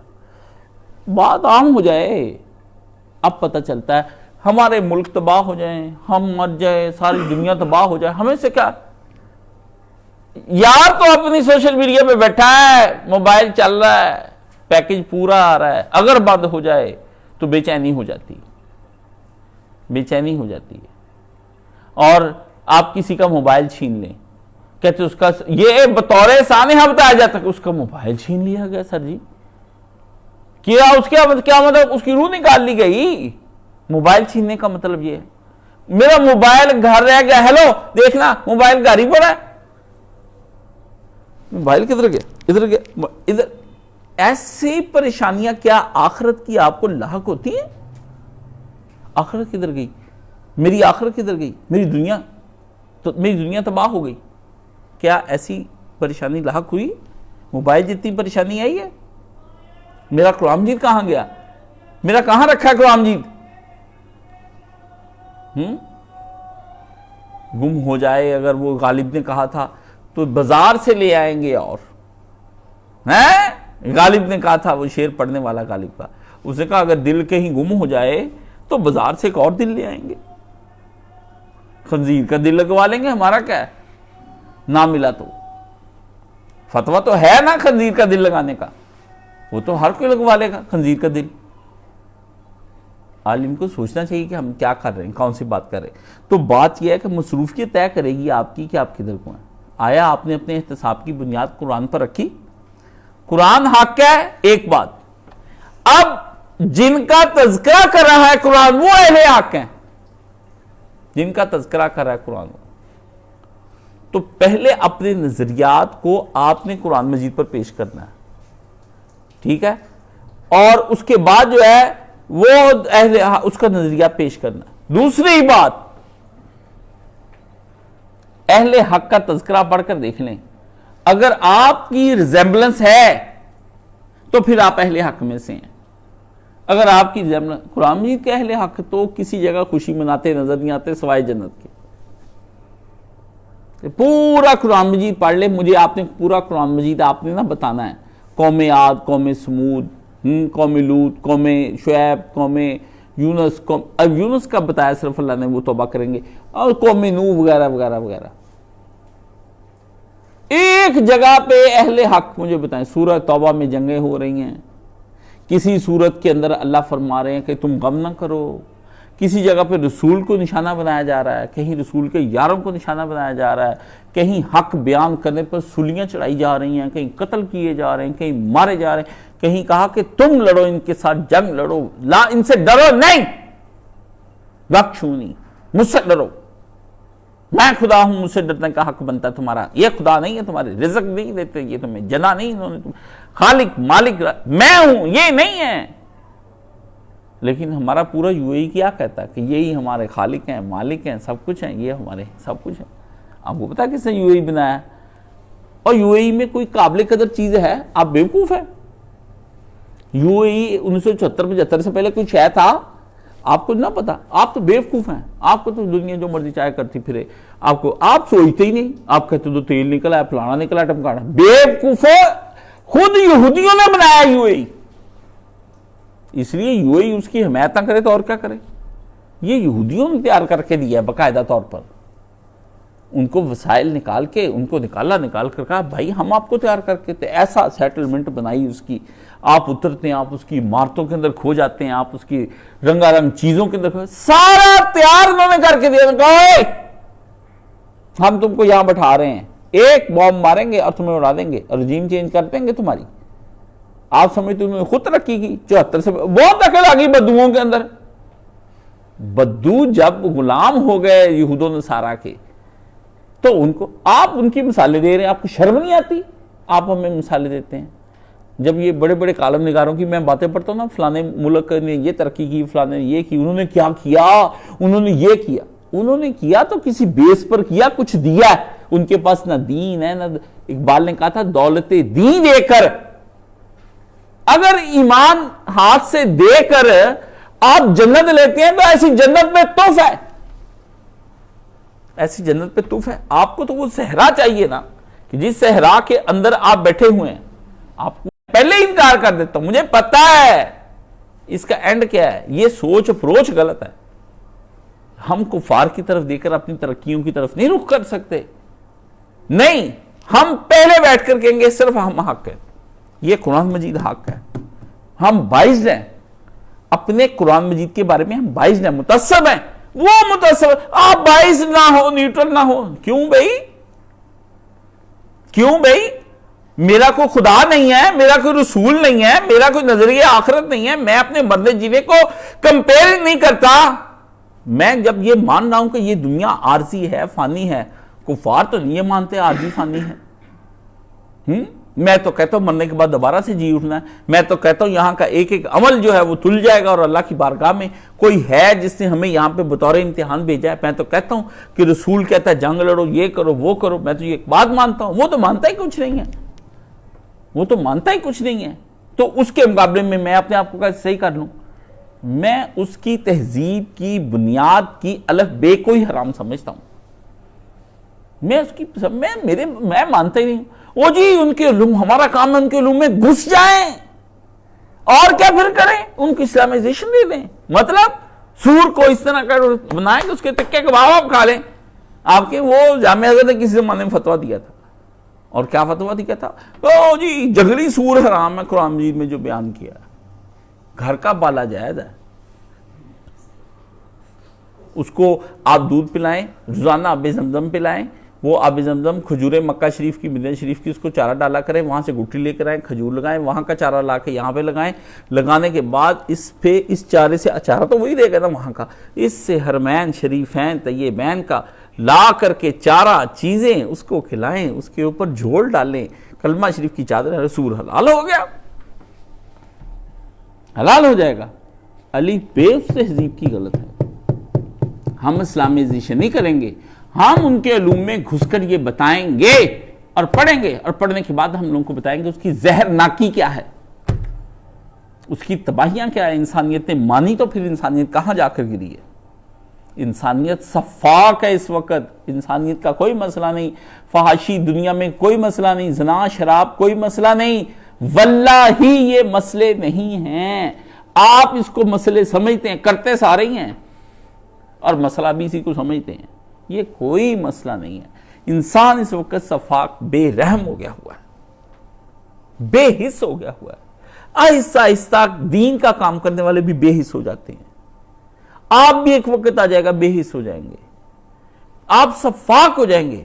ذبح کرتے وقت اب کچھ تڑپتا ہے نا تو آپ کو کچھ نہیں ہوتا، کیونکہ اب آپ سوشل میڈیا پہ اتنا دیکھ دیکھ کے وہ آپ کو صفاق بنا دیتے ہیں. اتنی ٹرولنگ کرتے ہیں، آپ اتنی ٹرولنگ کرتے ہیں، اور اس کے بعد آپ صفاق ہو جاتے ہیں. ڈاکٹر جتنے بھی ہیں جا کر آپ چیک کر لیں، وہ کیوں بے رحم سے ہو جاتے ہیں. یہ نہیں کہ وہ ان کو آنسو نہیں آتے، نہیں آتے ہیں، لیکن وہ کہتے ہیں نرسیں، اور وہ کہتے ہیں آپ باہر چلیں سارے. پھر مریض تھوڑا سا تب تک آرام کریں. کیا کریں آپ؟ مجھے لگان دیں پن، ہل گیا تو پھر آپ کو پھر اور تکلیف ہوگی، تو پھر آپ بھی آرام سے پن لگا لیتے ہیں. وہ اندر آپریشن تھیٹر کوئی یہ نہیں ہے. وہ کہتے ہیں جس کا کام ہے اس کو کرنے دیں. صفاق تھوڑے سے ہوں گے تو چیرا لگے گا. صفاق بنا دیا آپ کو، آپ کے دل سخت ہو گئے ہیں، کساوت قلب بھی آ گئی ہے. اب آپ رحم نہیں ہے. آپ کو تھوڑا سا رحم آتا ہے، اپنا کوئی اپنے ساتھ جو ہوئی زیادتی ہے نا وہ آپ کی ذہن میں آ جاتی ہے. اس کی جو شرعی زیادتی ہے نا، اللہ اور اس کا رسول جو ایک فرد سے مانگ رہا ہے، ایک مومن سے جو مانگ رہا ہے، جو ایک مسلم سے مانگ رہا ہے، وہ تو جو کابل میں چبے کانٹا کسی کو تو ہندوستان کا ہر پیر و جواں مضطرب ہو جائے، ٹھیک ہے نا، بے قرار ہو جائے. وہ جو کابل میں کانٹا کسی کو چبے نا، وہ جو تہران میں چبے، وہ ہم یہاں بے قرار ہو. یہ صفاقیت ہے. کب تک ہم اس صفاقیت کو کب تک ہم کریں گے؟ اس لیے قرآن آپ سے 24 گھنٹے ہی مانگتا ہے. قرآن مجید آپ سے کوئی نہیں کہتا 2 گھنٹے دے دیں. کون ہے جو جاہل جو آپ کو یہ کہتا 2 گھنٹے آپ دے دیں؟ اچھا بیویوں کو 2 گھنٹے دیتے ہو، ماں کو 2 گھنٹے، کام کو 2 گھنٹے دیتے ہو. 1-2 روٹیاں کھانی ہے مہینے میں، 1 من گندم سے زیادہ نہیں لگتی. باقی تو ہم نے ٹشن بنا لیے نا. مجھے بتائیں باقی آپ کے گھر کا خرچہ کیا، کس سے پیٹ بھرتا ہے؟ جو مرضی آپ کر لیں، جو مرضی کر لیں آپ. مجھے کوئی بندہ کہے کما رہے ہیں 2 اس کے لیے ہم کما رہے ہیں.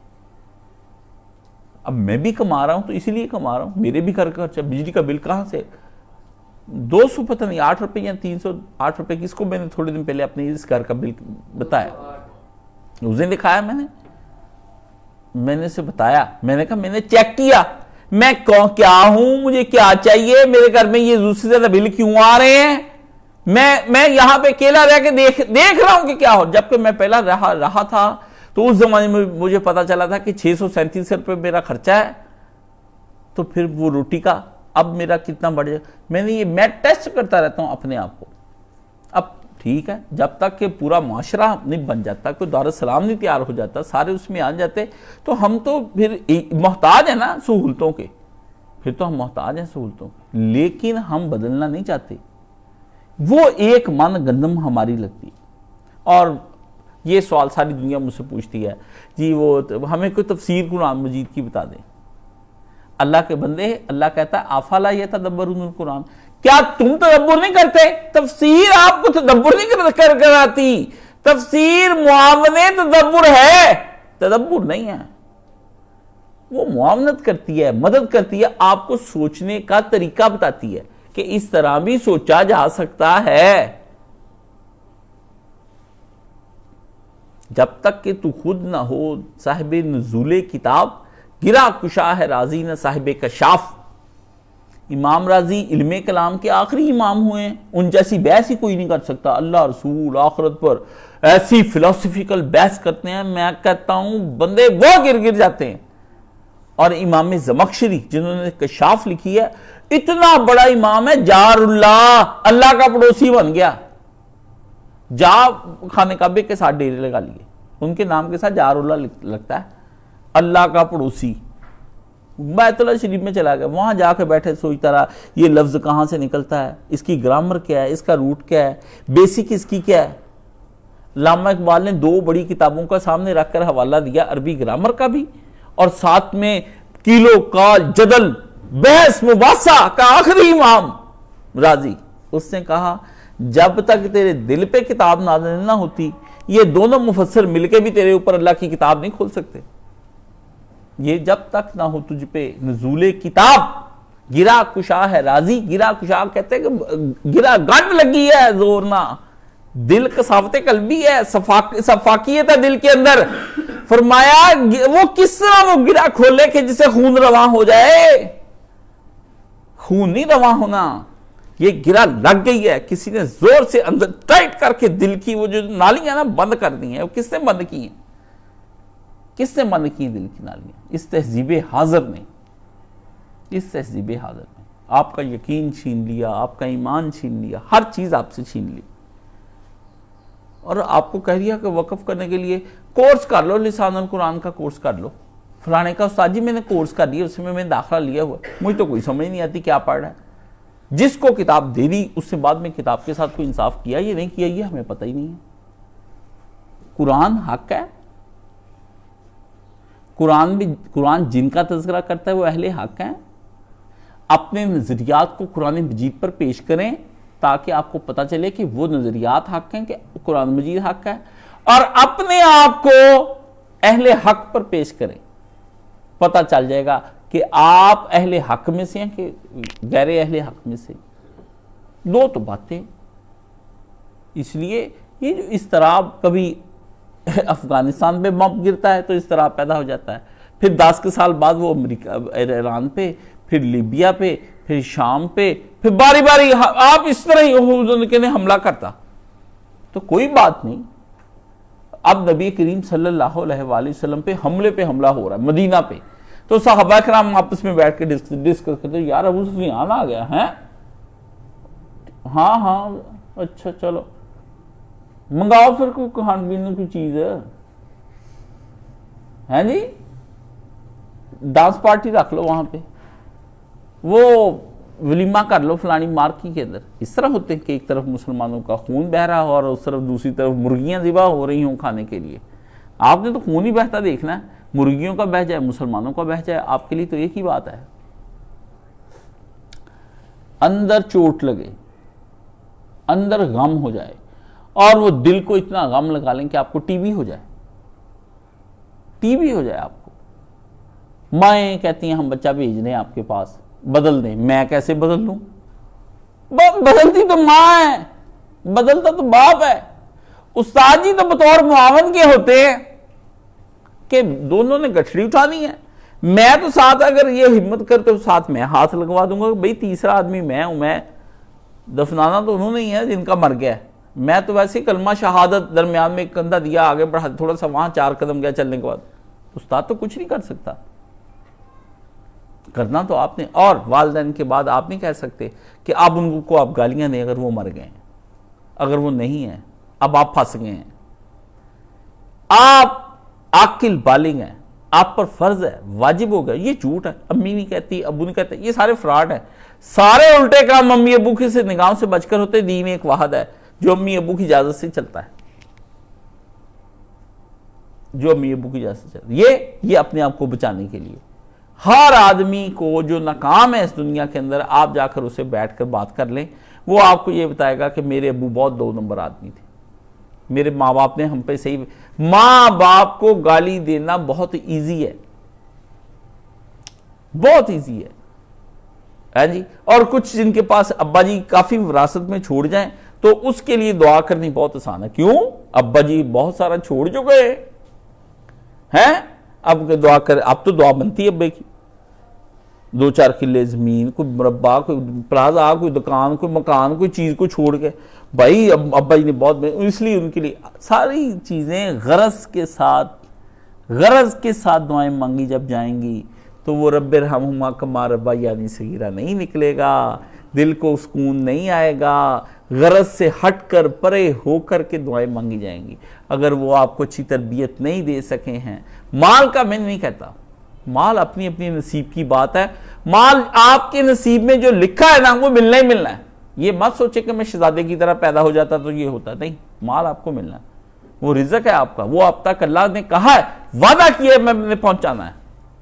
لیکن اگر ہدایت اور شعور انہوں نے دی تو اس وقت پھر تڑپنا آپ کا بنتا ہے, رونا بنتا ہے کہ یا اللہ, اور جن کے زندہ ہیں ان کو راہ راست پر لانے کی کوشش کرے. ان کو اگر نہیں آ رہے نا, دیکھیں کہ جھگڑا بن رہا ہے تو پھر خود راہ راست پر آ جائیں, ان کا راستہ چھوڑ دیں. کیونکہ یہ وقت ہی اس قسم کا آ گیا کہ یہ سیلاب ہے, اور جب آدمی پکڑنے کی کوشش کرتا ہے اپنے بھائی کو, لیکن دریا کی موج پورے زور پر سیلاب کی ہوتی تو ہاتھ چھوٹ جاتا ہے, تو پھر یہ نہیں کرتا کہ اس کے پیچھے اپنا بھی ہاتھ چھوڑ دیتا ہے. اپنا پھر وہ پکڑ کے رکھتا ہے کہ جی میں تو باجوں, ابا جی چاہے ماری جائیں. کتنے لوگ ہیں جن کے سامنے ان کے والدین, ان کی بیویاں, بچے سیلابوں میں بہہ جاتے ہیں اور ان کو پتہ بھی نہیں چلتا. تو اس وقت تدبر 1-2 منٹ کا نہیں ہے. اس وقت تدبر, آپ سب کو پیغام صرف میں نے یہ دیا ہے کہ تدبر جو ہے اس وقت 24 گھنٹے کا ہے. آپ کو میں یہ نصیحت کرتا ہوں, آپ کو یہ میں بتاتا ہوں کہ آپ اپنے آپ کو جوڑ لیں تو اچھے رہیں گے, اچھے رہیں گے. قیامت کا دن بڑا سخت ہے. قیامت کا دن گزر جائے نا, ایک آدمی بڑا حسرہ تھا. تو ایک اولیاء پاس میں سے آئے اور انہوں نے کہا, کیا جنت کی خوشخبری تمہیں مل گئی ہے؟ تو اس نے کہا نہیں. تو فرمایا کیا جہنم کا پروانہ تمہیں مل گیا آزادی کا کہ آپ تم جہنم میں جا گئے؟ انہوں نے کہا نہیں. تو انہوں نے کہا اچھا پھر پل صراط سے گزر گئے ہوگے تم؟ کہا نہیں.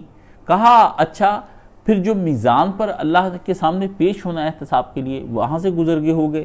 کہتے نہیں. تو انہوں نے کہا لگتا ہے حوض کوثر سے تو پھر لازمی پانی پی لیا ہے. کہا نہیں. تو فرمایا برزخ میں فرشتوں کی مار اور سوال و جواب منکر نکیر کے تم نے دے لیے ہوں گے؟ کہا نہیں. تو فرمایا بھائی جان ہنس کس بات پر رہے ہیں؟ بھائی جان پھر ہنس کس بات پر رہے ہیں؟ مرحلے تو رونے کے ہیں, مرحلے تو سارے پریشان ہونے کے ہیں, مرحلے تو سارے اپنے آپ کو دیکھنے کے ہیں, تو مرحلے تو سارے موجود پڑے ہیں. تو بھائی جان کہاں پہ رہ گئے ہیں؟ تو یہ میرے عزیزو, اگر تو آپ سب کے یہ مرحلے طے ہو گئے ہیں تو دین میں آپ میں سے اکثر کو میں من الغافلین, غافلوں میں سے پاتا ہوں. اکثر سب چہرے میرے جانے پہچانے ہیں, میرے دیکھے بالے ہیں, ان کے رویے, ان کی باتیں, ان کی چیزیں میں سب نے سنتا ہوں. اور میں جب بھی اجتماع آتا ہے تو اس پہ پھر میں یہ تھوڑی سی رگڑائی کرنی فرض ہو جاتی ہے نا, فرش گندا ہو جائے تو پھر اس پہ رگڑنا تو پڑتا ہے اس کو مشین کے ساتھ. تو میں یہ دیکھ رہا ہوں کہ آپ اس قدر غفلت میں کیسے وقت گزار رہے ہیں. تو یہ جو اجتماع ہمارا آیا ہے اس میں سوائے تزکیہ نفس کے کوئی بات اگر کسی تیسرے آدمی کے فیصلے اس کو چلتا کرے. میں نے اپنی ٹیم کو بولا ہے کہ اس کو چلتا کرو. اگر یہ 3 دنوں میں وہ تدبر نہیں کرتا, وہ اپنے آپ کو حق اور اہل حق میں نہیں شمار کرا رہا, اور اس کے پاس مسئلے ہی مسئلے ہیں، مسئلوں کا ایک بہت بڑا ٹرک لے کر آئے ہوئے ہیں آپ میرے پاس، تو ان کو پیچھے پھینکیں۔ آپ اپنے آپ کو دیکھیں کہ آپ حق والے ہیں؟ کیا آپ ڈیلی قرآن مجید کا تدبر کر رہے ہیں؟ کتنا قرآن مجید ڈیلی پڑھ رہے ہیں؟ وہ بندہ مجھ سے بات کرے۔ میں تو اپنی عمر لگا دی نا اس پہ، تو عمر کے 37 سال اسی طرح زندگی کے گزر گئے، تو اب میں یہی سمجھتا ہوں، اب میں کسی سے بات نہیں کرتا، کیونکہ مجھ میں اب ہمت نہیں ہے۔ بیماریاں اس قدر زور پکڑ گئی ہیں کہ اس سے پہلے کبھی اتنا زور پکڑا ہی نہیں تھا انہوں نے۔ یہ پچھلا جمعہ میں نے پڑھایا ہے، اور پڑھانے کے بعد میں FIC چلا گیا۔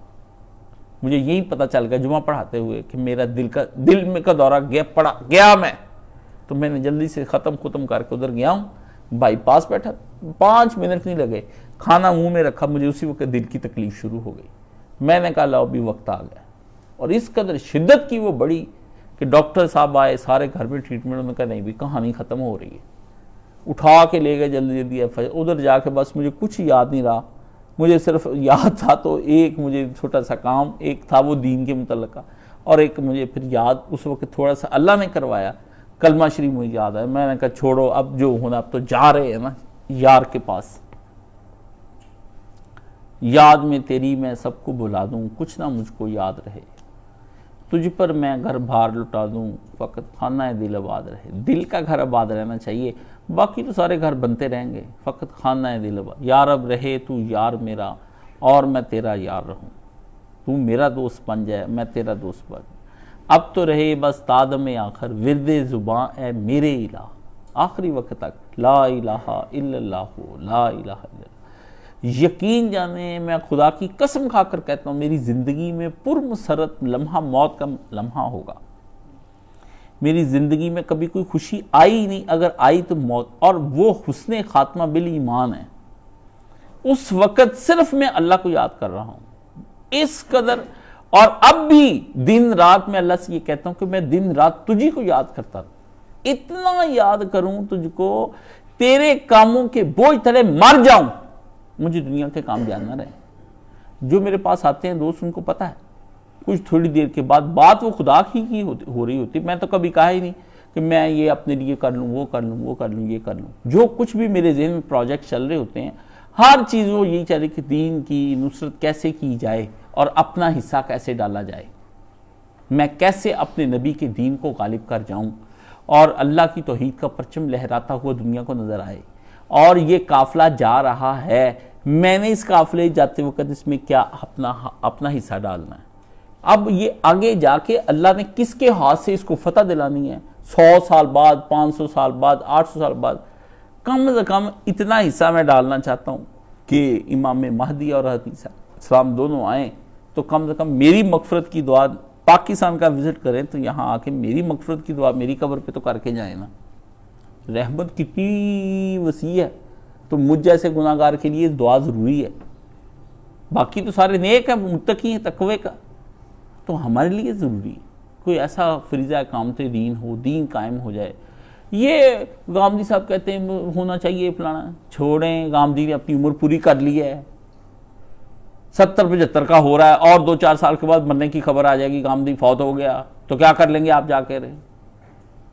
مولانا اسحاق فوت ہو گئے، وہ مولانا اشرف علی تھانوی، مولانا مودودی، حسن بنا، کتب شہید، خامنائی، خمینی، ہاں جی، وہ اپنا محمد قطب، سید قطب، وہ جا رہے ہیں، امام شامل، وہ بڑے بڑے نامی گرامی، 1857 میں 70,000 ہمارے علماء، وہ سب کے سب وہ جا رہے ہیں، وہ امام احمد بن حنبل، شافعی، مالک، خود ایک ایسی ہستی جس ہستی کے علاوہ کائنات نہ ہو تو ہستی بستی کائنات تھی، وہ تھے تو سب تھا، وہ ہیں تو سب ہے، وہ نہ ہوں تو کچھ نہ ہو، حضور پر نور رسول مقبول صلی اللہ علیہ وآلہ وسلم، وہ نہیں رہے تو ہم کہاں رہیں گے؟ اے جندڑی تو کس لوڑے مانی، جد محمد رہے نہ تھے، ہیں اپنی زندگی کے بارے میں کیا پریشانی؟ اس لیے ہم مسلمانوں کا یقین ہے کہ ہم ایک دن اللہ کے سامنے جائیں گے، اور ہمیں ہماری چیزوں کا اتنا انعام ملے گا، اتنا میں آپ کو خوشخبری دیتا ہوں، ڈراتا بھی ہوں اور خوشخبری بھی دیتا ہوں، موجے موجے ہوں گی۔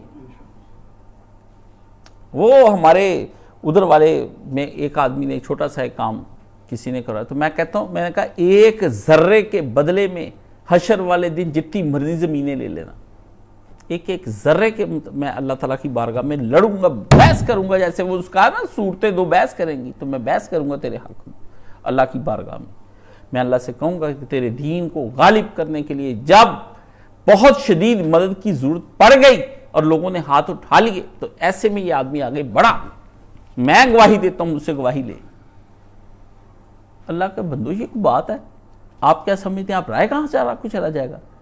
امام المتقین امیر المومنین حضرت علی ابن ابی طالب رضی اللہ تعالیٰ عنہ آخری وقت میں جو بات کرتے گئے تو کہتے ہیں نا حکیم و دانا و بینا آدمی کی بات سے جو باتیں نکلتی ہیں، آپ کو پتہ ہے آخری وقت میں جو لفظ رسول اللہ نے کہے وہ اور حضرت علی کے آخری وَمَن يَعْمَلْ مِثْقَالَ ذَرَّةٍ خَيْرًا، آیتیں اسے کلمہ نہیں پڑھ رہے تھے، یہ پڑھ رہے تھے دونوں آیتیں۔ اس کا مطلب حضرت علی رضی اللہ تعالیٰ عنہ کے دل اور دماغ پر جو سورج چھائی ہوئی تو وَإِذَا زُلْزِلَتِ الْأَرْضُ زِلْزَالَهَا، آخری آیتیں دو جو ہے اس سے نہ اندازہ لگائیں کیا ہو رہا ہے، نہیں سورہ کون سی چل رہی تھی آپ کے دماغ میں؟ وہ کہہ رہے تھے کہ یہ دیکھنے میں دنیا لگ رہی ہے، بڑے بڑے دریا اور سمندر اور پہاڑ اور بلڈنگیں، زمین جب ہلا دی جائے گی، اور پوری اس کا ترجمہ جب میں نے اس کو غور کیا، میں نے کہا امیر المومنین کے دماغ میں آخری وقت کون سی سورج چل رہی تھی؟ آپ کیا سوچ رہے تھے جب کہ حضرت کے خنجر لگا ہوا ہے، خون بہہ رہا ہے، سر کے اوپر سے خون ادھر سے چل رہا ہے آپ کے، ایسے میں امیر المومنین کو نہ حسن کی خبر، نہ حسین کی خبر، نہ زینب کی، نہ ام کلثوم کی، 14 آپ کی 18 لڑکیاں، 14 بیٹے آپ کے، آپ نے بعد میں شادیاں بہت کی، ٹھیک ہے، ان میں کئی بیویاں کا انتقال، 7 شادیوں تک گئی بات، بیویاں انتقال کرتی گئیں، 4 پوری تھیں آپ کی، تو وہ اس میں سے 18 بیٹیاں، 14 بیٹے آپ کے، حضرت فاطمہ سے تو 4 ہی ہیں، باقی آپ کے اس میں سے بچے کہاں سے؟ وہ ایسا آدمی جس کے اتنے بچے، پوتے پڑپوتے نواسے سب ہوں، ایسا آدمی جو خلیفۃ المسلمین ہو، ایسا آدمی جو بدر و حنین و احدوں کے اندر شیروں کی طرح آگے نبی کے ساتھ، جو 10 سال کی عمر میں رسول کے ساتھ رہا ہو، ایسا آدمی جس کی زوجہ سیدہ خاتون جنت ہو، جس کے دونوں بیٹے جنت کے سردار ہوں، ایسا آدمی جو رسول کی آنکھ کی خفیف سی حرکت کو پہچان جائے، رسول اس کو دنیا میں جنت کی بشارت، وہ آدمی آخری وقت میں سوچ کیا رہا تھا؟ آخری وقت میں تو یہ سوچنا یہ تھا کہ حضرت علی اچانک سوچنے لگ گئے تھے، جو پوری زندگی حاوی رہا نا وہ اب سوچتا رہا۔ آپ کی پوری زندگی میں جو حاوی ہے نا، آپ مجھے جو مرضی دعائیں کھانے کا پہ جا کے دعائیں کرے، پکڑ کے نا کھانا کا بہلا لا کے دعا کر، یا اللہ میرے کلمہ نصیب فرما۔ اللہ فرمایا تو ساری زندگی کلمے کے بارے سوچیا اس کو بلند کیسے کرنا ہے، تو نے سوچا اس پہ عمل کیسے کرنا کرانا ہے، مجھ سے کلمہ کیوں مانگنا ہے؟ سید قطب شہید کو جب اس نے پھانسی دی نا تو وہ جلاد کہتا ہے آپ نا سید صاحب پڑھ لیں کلمہ شریف، وہ مسکرا کر کہا بیٹا جس کلمے کے لیے ساری زندگی کام کیا ہے اب اس کو پڑھنے کا روایتی طور پر کہہ رہے کہ آپ پڑھ لو۔ او جی استاد جی میرے لیے دعا کر دیں، سب سے بڑا آسان حل جو ہے نا آپ نے ہم سے دعاؤں کا بنایا ہوا، اور ہم بھی پیر بنے ہوئے ہیں، ہم بھی ہر وقت کہتے ہیں بالکل جو پیسے لائے الحمدللہ، جو خدمت کرے الحمدللہ، اس کے لیے دعائیں کر۔ یہ دعائیں نہیں اس طرح کام کرتی۔ بندے نے کہا اللہ کے رسول سے کہ آپ نے کہا مانگ کیا مانگتا ہے، خوش ہوئے نا، تو اس نے کہا جنت میں آپ کا ساتھ، صحابی تھے، جلدی سے انہوں نے وہ چاہے مانگی جس میں آپ کا ساتھ۔ اب آخرت کی رسول اللہ نے بات کی، دنیا کی کہ کچھ مانگنا تو مانگ لے، وہ بندہ تھا تیز، وہ اس سے جلدی سے آخرت مانگ لی۔ پر نبی علیہ السلام نے کہا یہ نہیں کہا ٹھیک ہے، آپ نے ہمیں بہت بڑی بات کہہ دی ہے، اب تو میری مدد کر۔ اب میں پھر سنانے لگا ہوں جو ہمیں سناتے ہیں، جو اس حدیث سے نکالتے ہیں نا کہ وہ جی مانگ کیا مانگتا ہے، سرکار نے کہا جو تمہیں، میں حضور تو کہہ رہے میری مدد کر، آپ نے تو میری مدد کر کثرت سجود سے، اب پڑھا کر نفل، اللہ کی بارگاہ میں جب ویلا ہو فارغ ہو نفل پڑھا کر، نفل نفل نفل نفل۔ ادھر کوئی بندہ بھی فرض پڑھ کے جی دوڑایا کرو مسجد چو، نفل کسے پڑھنے بھائی، نفل کسے پڑھنے؟ آپ حقیر سمجھتے ہیں فجر کے نفلوں کو۔ میں نے یہ تھوڑی سی تربیت جب پائی تو چھوٹی عمر میں میں نے سمجھا، جب مولانا نے یہ مسئلہ کیا کہ فرض پڑھ لیا کرو تو میں نے فرض پڑھنے شروع کر دی، تو میں نے فجر کے بھی فرض ہی شروع کر لیے۔ دل میں تحقیر پیدا ہو گئی میرے نفلوں کے بارے میں نے یہ دل میں تحقیر پیدا کر لی، ان کی کوئی ضرورت ہے؟ تحقیر ہی ہے نا، حقارت سے سمجھنا، کم سمجھنا، اس کو تحقیر پیدا ہو گئی۔ تو دل کو پتہ نہیں تھا کہ دل کفر، حالت کفر میں جا رہا ہے۔ تو میں مولانا مرحوم بیٹھے تھے تو میں نے ان سے کہا یہ نفل بھی والا پڑھنے چاہیے، وہ پڑھ رہے تھے تو میں نے کہا یہ بھی پڑھنے چاہیے۔ کبھی میں نے ان کو دیکھا چھوڑتے ہوئے بھی، تو مجھے انہوں نے کہا اے فجر کے جو نفل ہیں یہ تو بیٹا گھوڑا سوار پیچھے لگا ہوتا قاتل، بھاگتے بھاگتے بھی یہ 2 نفل پڑھنے چاہیے، اتنے نفل بلند ہوتے ہیں۔ ادھر کوئی جتنے مولانا اسحاق صاحب کے ماننے والے ہیں وہ کہتے ہیں جی ہم نے نفل ہی بند کر دیے، ہم اہل حدیث ہو گئے، ہم فلانا ہو گئے۔ ویلے آدمی نے تھی ویانی نہیں تے نو لیانی نہیں۔ آپ کو سارا کام سوشل میڈیا پہ، آوارہ پٹھے ذہن کے آدمی، اور جب آئے دین کی بات تو تب آپ کہتے ہیں جی ہم نے نفل نہیں پڑھنے۔ نفل آپ نہ پڑھیں، قرآن آپ نہ پڑھیں، تسبیحات آپ نہ کریں۔ قرآن مجید میں آتا نہیں ہے کہ اگر وہ من المسبحین، اگر وہ نہ ہوتا، حضرت یونس کو کہا ہے لا لابث فی بطنہ الی یوم یبعثون، اگر وہ ہماری تسبیح نہ بیان کرتا مچھلی کے پیٹ کے اندر۔ مچھلی دیکھ لیں کتنے مرلے کی ہوگی، مچھلی ہوگی 3-4 کنال کی۔ مچھلی کون سا اتنی سی مچھلی تھی جس کے اندر بندے نے جانا ہے، رہنا ہے، 3-4 دن رہنا ہے، پھرنا ترنا ہے اس کے اندر، وہ کون سا آرام سے بیٹھے رہے ہوں گے مچھلی کے پیٹ کے اندر؟ ہوگی کوئی 3-4 کنال کی اتنی بڑی مچھلی، اس کے اندر وہ رہ رہے تھے۔ اگر فرمایا وہ نہ کرتا ہماری حمد و ثنا اور خود کو نہ کہتا وہ گناہ گار،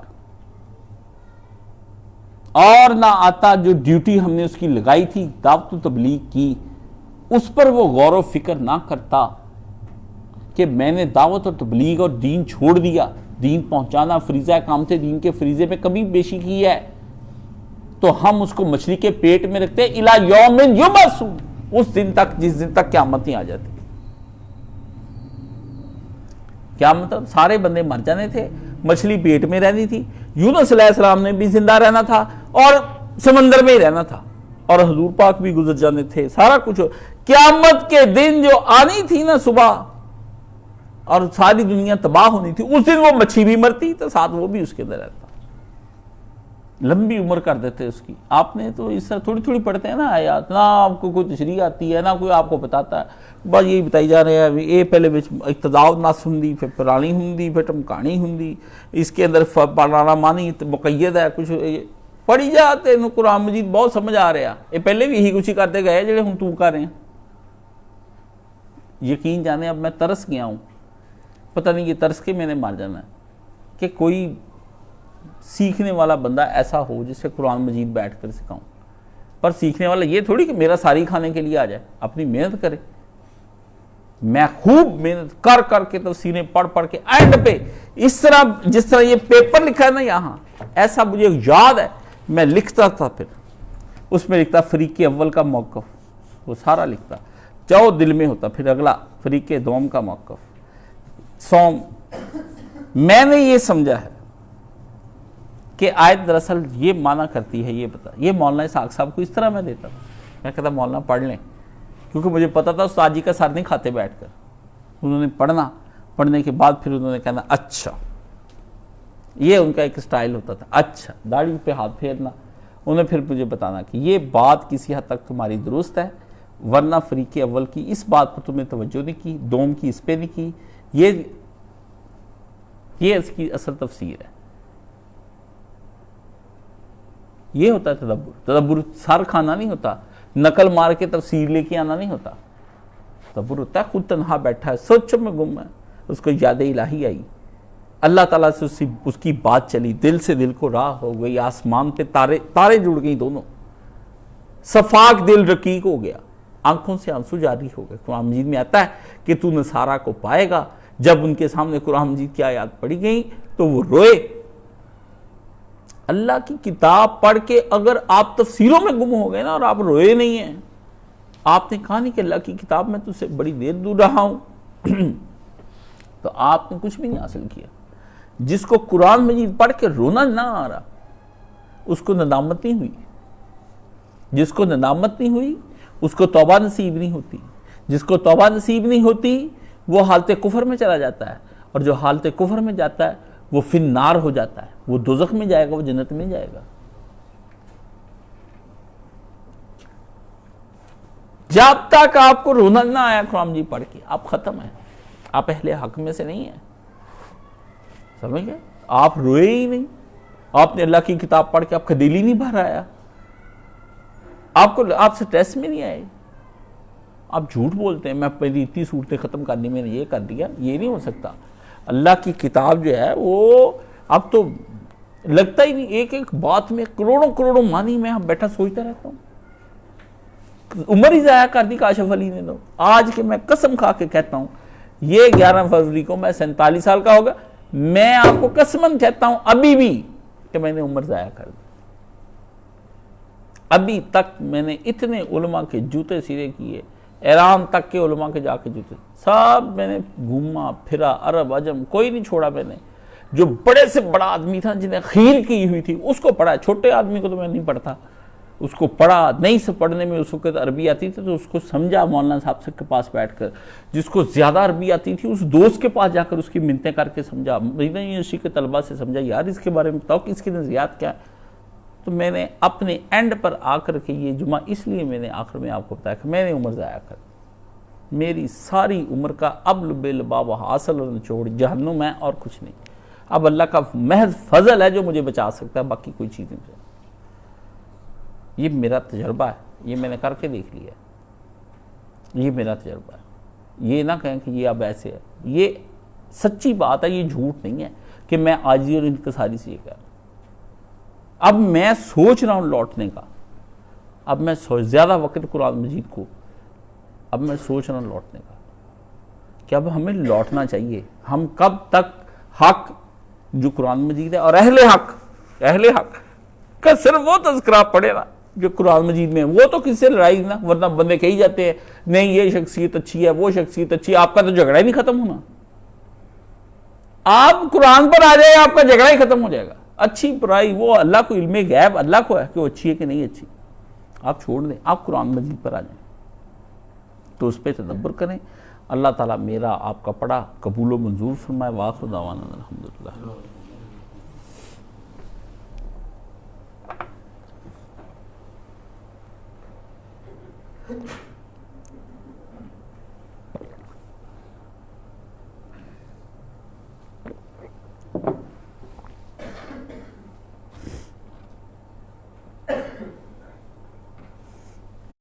گھروں سے آپ آئے ہیں تزکیہ نفس کرنے کے لیے، اس لیے اس اجتماع میں آپ صرف تزکیہ نفس کی بات ہی کریں گے، اپنے آپ کی بات کریں گے، اپنے احتساب کی بات کریں گے، اپنے شعور کی۔ آپ کے پاس کوئی سوال ہوں کاپی پینسل لے لیں، بازار سے جا کے خرید لیں، اپنا سوال اپنی چیزیں جو ہیں وہ جمع کروا دیں، ٹھیک ہے؟ مجھے اس پہ غور و فکر کرنے کے بعد آپ کو جواب دینا آسان ہو جائے گا۔ ایک بات، اجتماع کے کچھ قوانین ہیں، وہ یہاں کے جو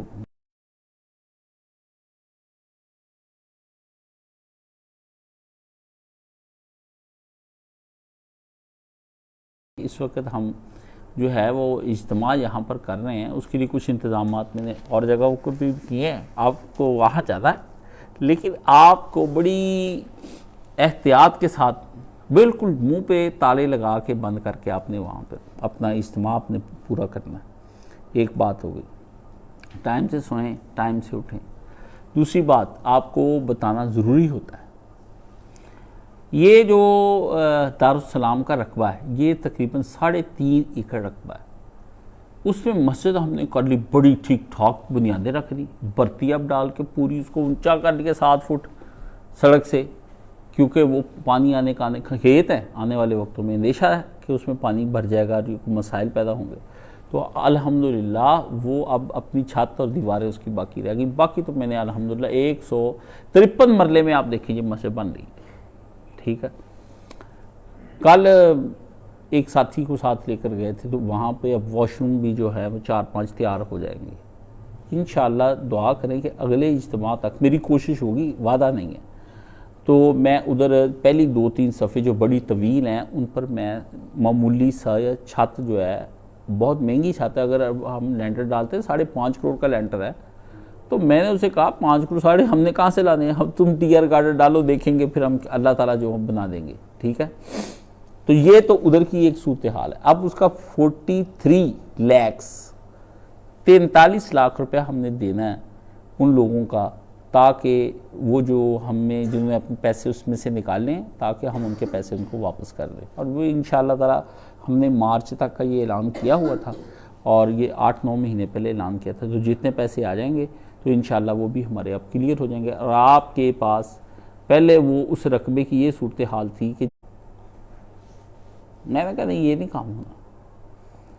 ایک میری چھوٹی بہن ہے، وہ سب سے، وہ مجھے جب بھی مشکل وقت میں مشورہ دیتی ہے تو اللہ کے فضل سے بڑا اچھا ہوتا ہے۔ اس سے مجھے کہا بھائی جان 1 سال تک آپ نے بہت سے زیادہ کا دے رہے ہیں، اب پتہ لگ گیا نا، ان کو کام شروع ہونے لگ گیا۔ پہلے ڈاکٹروں کو پتہ چلا بھی وہ تو اس کو تو ہائپاٹائٹس ہوگا، وہ تو فوت ہونے والا ہے، تو مرنے سے پہلے وہ بیچنا چاہتا ہے۔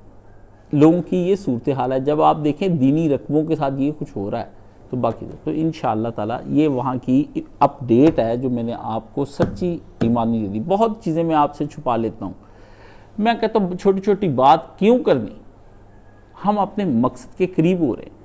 تو میری صلاح عام ہے یاران نقطہ داں کے لیے، جس کا دل چاہتا ہے نا وہاں پہ آ کے اپنا گھر بنا لے اور رہے، اور وہ دیکھے کہ آیا وہ ایک چھوٹے سے دارالسلام میں جہاں رہ کر کے میری ایک بات یاد رکھیں، کھانے پینے کی فکر نہ کرے۔ اب مجھے صرف اس کی جگہ بنانے کی، 2 کمرے ڈالے، کچن ڈالے، ضروری اس سے کوئی بڑا لمبا چوڑا ڈالنا ہے، سادہ گھر بنائے، اور وہ تھوڑے پیسوں میں بنتا ہے، اس کا ایسٹیمیٹ ہم نے لگوایا ہے۔ ماشاءاللہ ماشاءاللہ ایک میں نے اس کا 2.5 ایکڑ رقبہ جو ہے وہ میں نے کاشتکاری پہ دے دیا کہ بھئی آپ اتنی دیر اس پہ کاشتکاری کریں، باقی جو ہے وہ ہم اپنے سیٹنگ کریں گے۔ تو الحمدللہ اللہ تعالیٰ کا فضل و کرم ہے، انشاءاللہ دعا کریں کہ اگلے اجتماع میں ہم وہاں پر ہی ہوں، اللہ تعالیٰ ہمیں کامیاب و کامران کر دے۔ پیسوں کی نصرت کی صرف بات ہوتی ہے، باقی تو اللہ کا فضل ہے۔ میں تو پھرتا رہتا ہوں، سوچتا رہتا ہوں، آتے ہیں میرے پاس ٹھیکیدار، بڑے رنگا رنگ کی دنیا آتی ہے، وہ تو بس پیسے چیز بن جانی۔ تو بات نصرت میں پیسوں کی ہے ایک، دوسرا ان افراد کی ہے جو بیٹھ کر دارالسلام میں دعوت و تذکیر کا کام کرے۔ دارالسلام کو رہائشی کلونی نہیں بنا رہے ہم، وہ ایک مدرسہ ہی ہونا ہے۔ لیکن وہ جو مولانا اسحاق صاحب چاہتے تھے نا مدرسہ، جو ان کا خواب تھا، وہ روایتی چیزوں سے ہٹ کر تھا۔ روایتی چیزوں سے ہٹ کر چیز بنائیں تو مصیبت بن جاتی ہے، عذاب بن جاتا ہے، زور لگانا پڑتا ہے، بندے ناراض ہو جاتے ہیں، لوگ کہتے ہیں پہلے آپ یہ کہتے ہیں، بھئی اسٹریٹجی بدلنی پڑتی کئی دفعہ۔ تو لیکن الحمدللہ اب میرے کوئی 5-7 اسٹوڈنٹ ایسے ہیں جن کا ہم نے یہ طے کیا ہے کہ پہلے سارے فیصل آباد شفٹ ہوں، شہر کے اندر، ان کی بیویاں بچے وہ سارے ادھر ہوں۔ جب یہاں شفٹ ہو جائیں گے پھر رقبے پہ جانا آسان ہوگا۔ رقبہ بھی کوئی ایسا گاؤں نہیں ہے کہ میں نے کسی بجاڑ بیابان گاؤں میں لے لیا، اس کے فرنٹ پہ اتنی بڑی شاندار کالونی بنی، اور فیصل آباد کا سب سے مہنگا ترین ریسٹورنٹ اس کے سامنے بنا، ٹائٹینک، ٹھیک ہے نا، جہاز کی طرح کا بنا ہوا، اور اس کے دائیں بائیں بے شمار، مگر وہ رقبہ ایک نایاب چیز جو ہم کو مل گیا۔ پکی سڑک وہاں تک جاتی ہے، پانی میٹھا ہے پینے کے لیے زمین کا، میں کہتا ہوں زرخیز جگہ ہے۔ وہ اب سنڈے کی جو مارننگ ہے ہم سب جو یہاں سے اکٹھے ہو کے انشاءاللہ اس رقبے کو دیکھنے کے لیے جائیں گے انشاءاللہ۔ بولنے بھی بالکل میں قریب جگہ دیکھ لی، سب کچھ میں نے سلیکٹ کر لیا، اب بات چیت چل رہی ہے۔ ابھی وہ جو گروپ ہمارا ڈونرز کا ہے اس میں ہم نے ان سے اپیل کی ہوئی، جو بڑا ٹاپ کا، اس سے بڑا مرکز، اس سے بہت بڑا ہے، یہ بھی وہ بھی، یہ میرا بھائی کیوں ہے۔ اب اس میں بندوں کا نہیں میں نے بتایا، کیونکہ وہ بندے ہمارے چپ کر کے کام کر رہے ہیں۔ مولانا محمد اسحاق ٹرسٹ، مولانا محمد اسحاق ٹرسٹ کے نام سے میں نے بنایا، ساری جائیداد اسی کے نام ٹرانسفر ہو رہی ہے، ٹرسٹ میرے نام تو رہے گی نہیں، جو میری ہے وہ بھی اس کے نام ہو جائے گی، جو یہ ساری اسی کے نام ٹرسٹ ہو جائے گی، وہ بھی دونوں کام، لائبریری آپ کی۔ اب 3 میں نے قوم سے وعدے کیے تھے، اللہ نے تینوں پورے کر دیے ہیں، پہلے بھی تینوں پورے کیے ہیں، 2 دفعہ پورے ہو رہے ہیں، 1 دفعہ نہیں ہو رہا، 2 دفعہ ہو رہے ہیں۔ دیکھیں، مرکز الدین الخالص، عام واز اور لائبریری اس کے اندر بلٹ ان، عام لوگوں کے لیے وہی ہدایت کا باعث ہے۔ لوگ عالم نہیں بن سکتے، جن لوگوں کو جنت میں جانا ہے بتائیں گے ان کو، بھئی یہ جنت جانے کا راستہ ہے، غفلت ختم کرو اور جنت جاؤ۔ اس کو دینی وہ تقلید مولانا اسحاق صاحب کے پیچھے کر رہے ہیں، جا رہے ہیں، میں نہیں اس میں امام مولانا اسحاق صاحب ہیں، میں تو صرف اشارے کرتا ہوں، یہ انہی کا خطبے ہوتے ہیں۔ نمبر 2، جامعہ امام محمد اسحاق، یہ میرا خواب ہے۔ مولانا کہتے تھے اس میں کوئی اسٹوڈنٹ ہوں جن کی بنیاد تقوی کی بنیاد پر جن کی رینکنگ بڑھائی جائے، اور ان کو کتابیں پڑھانے کی بجائے نظریات سے زبانی کلامی مستفید کیا جائے۔ یہ عالموں کے لیے بنا رہے ہیں کہ جو آدمی عالم بننا چاہتا ہے وہ 4 سال کا کورس درس نظامی کر کے آئے کسی بھی دیوبندی مدرسے سے، تاکہ وہاں سے عربی شربی پڑھ کے مدرسے کا ماحول دیکھ کے وہاں کی کٹھن حالات مشکلیں چیزیں برداشت کر کے پھر ہمارے پاس پہنچے، تاکہ ہم اسے پھر لیں، ورنہ وہ شور مچا دیتا ہے، جی وہاں کے استاد اچھے نہیں، روٹی ٹھیک نہیں مل رہی، کھانے کے لیے تو بیچارے آتے ہیں مدرسے میں، روٹی کے بھوکے ہوتے ہیں دوسرے چھوٹے چھوٹے شہروں کے، یہ جن ماں باپ کے پاس بچوں کے پاس پیسے نہیں ہوتے وہ مدرسے بھیج دیتے، جا کے بیٹا پڑھ لا۔ وہ مدرسے آتا ہے، مدرسے وہ دیکھتا ہے وہاں پہ صدقے کے بکرے وہ چیزیں آ رہی ہیں، وہ جب نہیں ملتا صدقے کا 1 آدھ بکرا پھر وہ شور مچا دیتا ہے، اس کو دال پات کھانے کی عادت نہیں ہوتی، وہ کہتا ہے میں کیوں کھاؤں دال پات، میں کیوں کھاؤں نمک کے ساتھ روٹی، میں کیوں کھاؤں۔ جتنے لوگ بڑے جنہوں نے قرآن مجید پہ کام کیا نا، وہ دال کے ساتھ روٹی نہیں کھاتے تھے، وہ نمک کے ساتھ روٹی لگا کے کھا لیتے تھے، انہوں نے 20 سال چنے کھائے ہیں، یہ ان پہ کام، مولانا مودودی بھی ہیں۔ یہ دین آتا ہے فقر کے ساتھ، اور فقر بھی اختیاری، یہ نہیں کہ اضطراری کہ زبردستی آپ پر فقر مسلط ہے، نہیں، بندہ آپ ہی کہہ کہ نہیں یار میں نے کم کھانا ہے، کم سونا ہے، کم، اس پہ تو اپنا تزکیہ کرے۔ اور اس کے بعد پھر آ جائے گی بستی دارالسلام، نیک لوگوں کے رہائشی منصوبہ، کہ یہ جتنے بھی نیک لوگ ہیں یہ وہاں اپنے بیوی بچوں کو لے کے بیٹھ جائیں گے اللہ کی آس پہ، تو انشاءاللہ اللہ تعالیٰ ان کی مدد فرمائیں گے، اچھا گھر ہوگا، سارا کچھ ہے۔ کچھ دوست جو ہیں وہ اب شفٹ ہونے کا ادھر سوچ بھی رہے ہیں، لیکن ہم چاہتے ہیں کہ پہلے وہاں پہ 1-2 چھتیں میسر آ جائیں، تاکہ نا وہ چھت میں جا کر بیٹھیں۔ تو یہ منصوبہ میں نے آپ آنے والوں کے سامنے رکھا ہے۔ گو ہوا ہے تند و تیز مگر چراغ اپنا جلا رہا ہے، آندیاں بڑی ہیں، طوفان بڑے ہیں، یہ چل رہا ہے وہ چل رہا ہے، ادھر بھی سن رہا ہوں ادھر بھی سن رہا ہوں، میں سن کے سنی ہو گیا ہوں، ٹھیک ہے نا، میں بس دیکھ رہا ہوں، محو بلبل، میں بالکل بیٹھا دیکھ رہا ہوں، چمن کیسے اجڑ رہا ہے، چمن کیسے بن رہا ہے، مالی کس طرح سے باغباں غفلت کر رہے ہیں، چمن میں لوگ کس طرح سے یہاں خزاں کا جال بچھا رہے ہیں، لوگ کس طرح سے پرفریب شرابیں پی کر گرے ہوئے ہیں، لوگ کس طرح سے دھوکے دے رہے ہیں، لوگ کس طرح سے چل رہے ہیں، میں دیکھ رہا ہوں، بس چپ کر کے بیٹھا دیکھ رہا ہوں، اور دل میں تلاطم ہے، سمندر ہیں، اندر چل رہے ہیں، یہ بھی قرار اللہ کی جانب سے ہے، ورنہ پتہ نہیں دل کتنا بے قرار ہوتا ہے۔ جب کبھی ہوتا ہے نا تو رونا اس وقت آتا ہے جب میں اپنی بے بسی جسمانی طور پر پاتا ہوں کہ میں اٹھ کے یہ کام کر دینا تھا، اس کو مجھے کہنے کی کیا ضرورت تھی۔ تو اب وہ دل والا مسئلہ، وہاں دوائی شوائی انہوں نے دی، وہ کارڈک کا مسئلہ انہوں نے حل کیا، لیکن رات میں گیا تھا ایک ساتھی کے ساتھ وہاں سڑک سے اتر کے ادھر تک بس 4 گھنٹے کرسی پر بیٹھا رہا، مجھے پتہ ہی نہ چلے کہ میں نے اپنے دل کو کدھر سے سنبھالنا ہے، وہ دھک دھک حال برا ہوا، رات 12-1 بج گیا۔ بات صرف آپ کو یہ بتانے کی بیماری ہوئی، یہ نہیں کہ آپ مجھ پہ ترس کھائیں، رحم کھائیں، ایسے مجھے پیسے دے کے جائیں، دوائیاں دے کے، بات یہ ہے کہ دین کے سلسلے میں یہ سب کچھ ہونا ہے، اور آپ بھی تیار رہیں، آپ کے ساتھ بھی یہی ہونا ہے اگر آپ اہل حق کی جانب جائیں۔ دکھ آنے، مصیبتیں آنی، پہاڑ، مفلسیاں، اوپر نیچے، یار سجن دوست چھاڑ، ماں باپ بہن بھائی سب ساتھ چھوڑتے جائیں، لیکن آپ کو پتہ ہے جنت ایک الگ ہی خاندان تیار ہونا ہے، جہاں پہ سب کے پیارے باپ حضور پر نور رسول مقبول صلی اللہ علیہ وسلم اور سب کی مائیں امہات المومنین وہاں پر موجود ہوں، اور ہم سارے وہاں بہن بھائی اصلی ہوں گے۔ یہ بہن بھائی تو ہونے ہی نہیں، نہ یہ بیویاں، نہ یہ بچے، نہ یہ ماں باپ. یہ تو خونی رشتے، خون ہے نا، روحانی رشتے نہیں ہیں، روح کے رشتے نہیں ہیں، یہ خون کے ہیں. کاٹے تو خون ہیں، ان کے پیٹوں سے پیدا ہوئے، ان کی جنم لیا ہے ہم نے. اصل وہاں موج ہی موج ہے، بہت موج ہے. انشاءاللہ العزیز آپ دیکھیں گے کہ لذت ہی لذت ہے. زندگی بڑی عیش والی ہے. میں تو جان بوجھ کے جنت کا بیان نہیں کرتا. پہلے میں کہا کچھ بنا لاؤ تو پھر جنت کا بیان میرے کو سن لیو. یہ کچھ کرن گے تو میں نے جنت کا بیان دینا. میں پہلے ہی شروع کر دینا، نام نہ بیٹھنا کر جنت پکی ہو گئی. کاش صاحب نے دسیا ساری جنت کوئی نہیں پکی.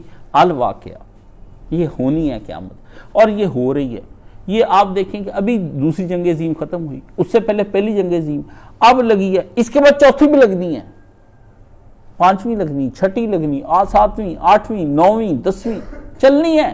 ہم نے لڑی جانا ہے، مری جانا ہے، مری جانا ہے، لڑی جانا ہے. اخیر کافروں کا غلبہ ہو جانا ہے سارے یہودیوں کا پوری دنیا پہ. جا مکے مدینے پہنچ جانا ہے دجال نے. یہودیوں نے اپنے استاد سردار کو لے کے وہاں پہنچ جانا ہے. جہاں اس وقت جدہ کی لگی ہے نا وہ قرآن جی لگا ہوا ریل، وہاں جا کے وہ دجال رک جانا ہے. اسی وقت آسمان سے جو اترے ہوئے فرشتے اس کی حفاظت کر رہے ہیں نا مکہ شریف. اور مکہ شریف میں کوئی ہیر ہے، وہاں بھی غار ثور ہے، اور وادی عقیق جہاں مدینہ یونیورسٹی، وہاں تک فرشتے اوپر بیٹھے پہاڑ پہ. ہو رہا ہے سارا. دجال کو داخل نہیں ہونے دینا. بس یہ آپ پکی بات کر لیں، ٹھیک ہے نا. ابھی ایک صاحب کا میں سن رہا تھا، وہ کہہ رہے امام مہدی آ گئے ہیں، ایک گاؤں ہے مدینہ شریف میں بیٹھا ہوا ہے. ہر وقت مسلمانوں کو نا بہت شوق ہے امام مہدی کسی طریقے آ جائے. آ بھی گئے تو تسی کسے جوگے نہیں ہے. آپ کچھ نہیں ہیں، سمجھ گئے نا، آپ کچھ نہیں ہیں. باقی وطن عزیز کی خیر مانگیں. پٹرول کتنا مہنگا ہو گیا ہے. نقد کرنے والے حکومتوں کو گالیاں دیتے ہیں. جو مرضی آپ کر لیں، سن لیں، ہونا ہے یہ اور مہنگا ہو جاتا ہے. جنگ جاری رہی اور مہنگا.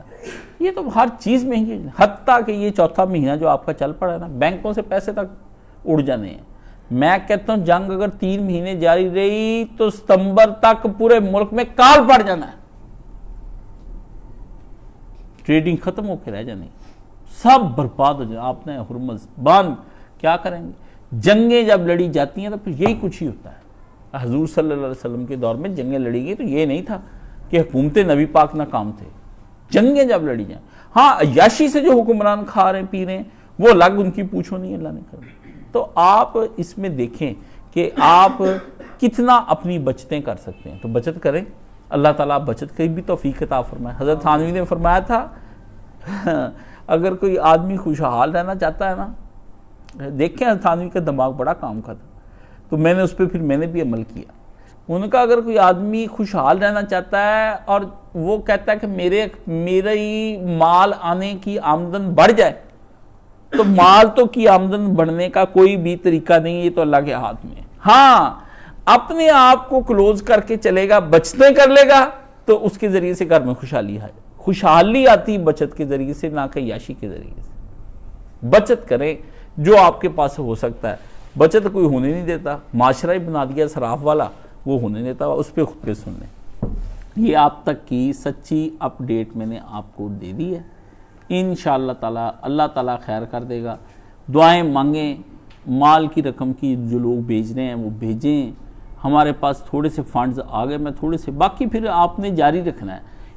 فنڈز انفاق فی سبیل اللہ ایک ایسی چیز ہے. پیسہ اللہ نے قرآن مجید میں دیکھ لیں کیا، ذالک الکتاب لا ریب فیہ ھدی للمتقین. اللہ زیدہ یؤمن بالغیب ہیں، آگے کیا ہے، وَیُقِیمُونَ الصَّلَاۃَ، آگے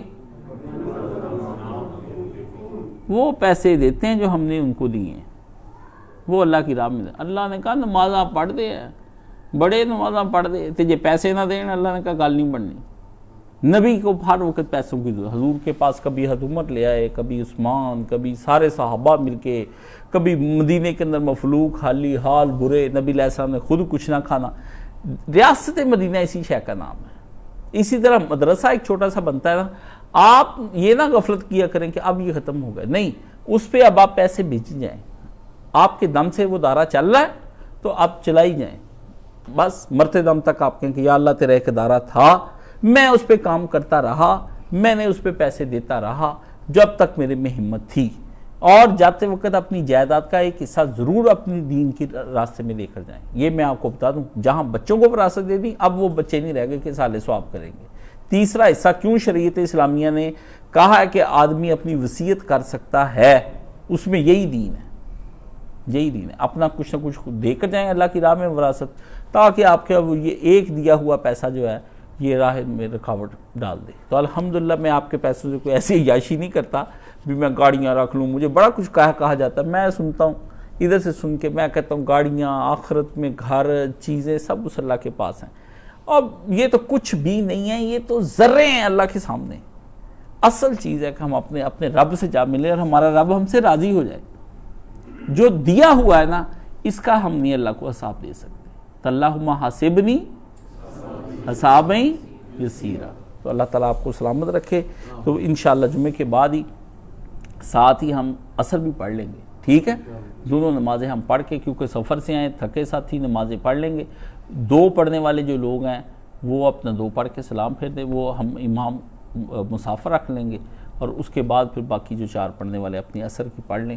اللہ تعالیٰ سلامت رکھے. سبحان اللہ والحمدللہ. کھانا انشاءاللہ العزیز پہنچ جائے گا, وہ بھی پھر اس کا بھی انتظام کرتے.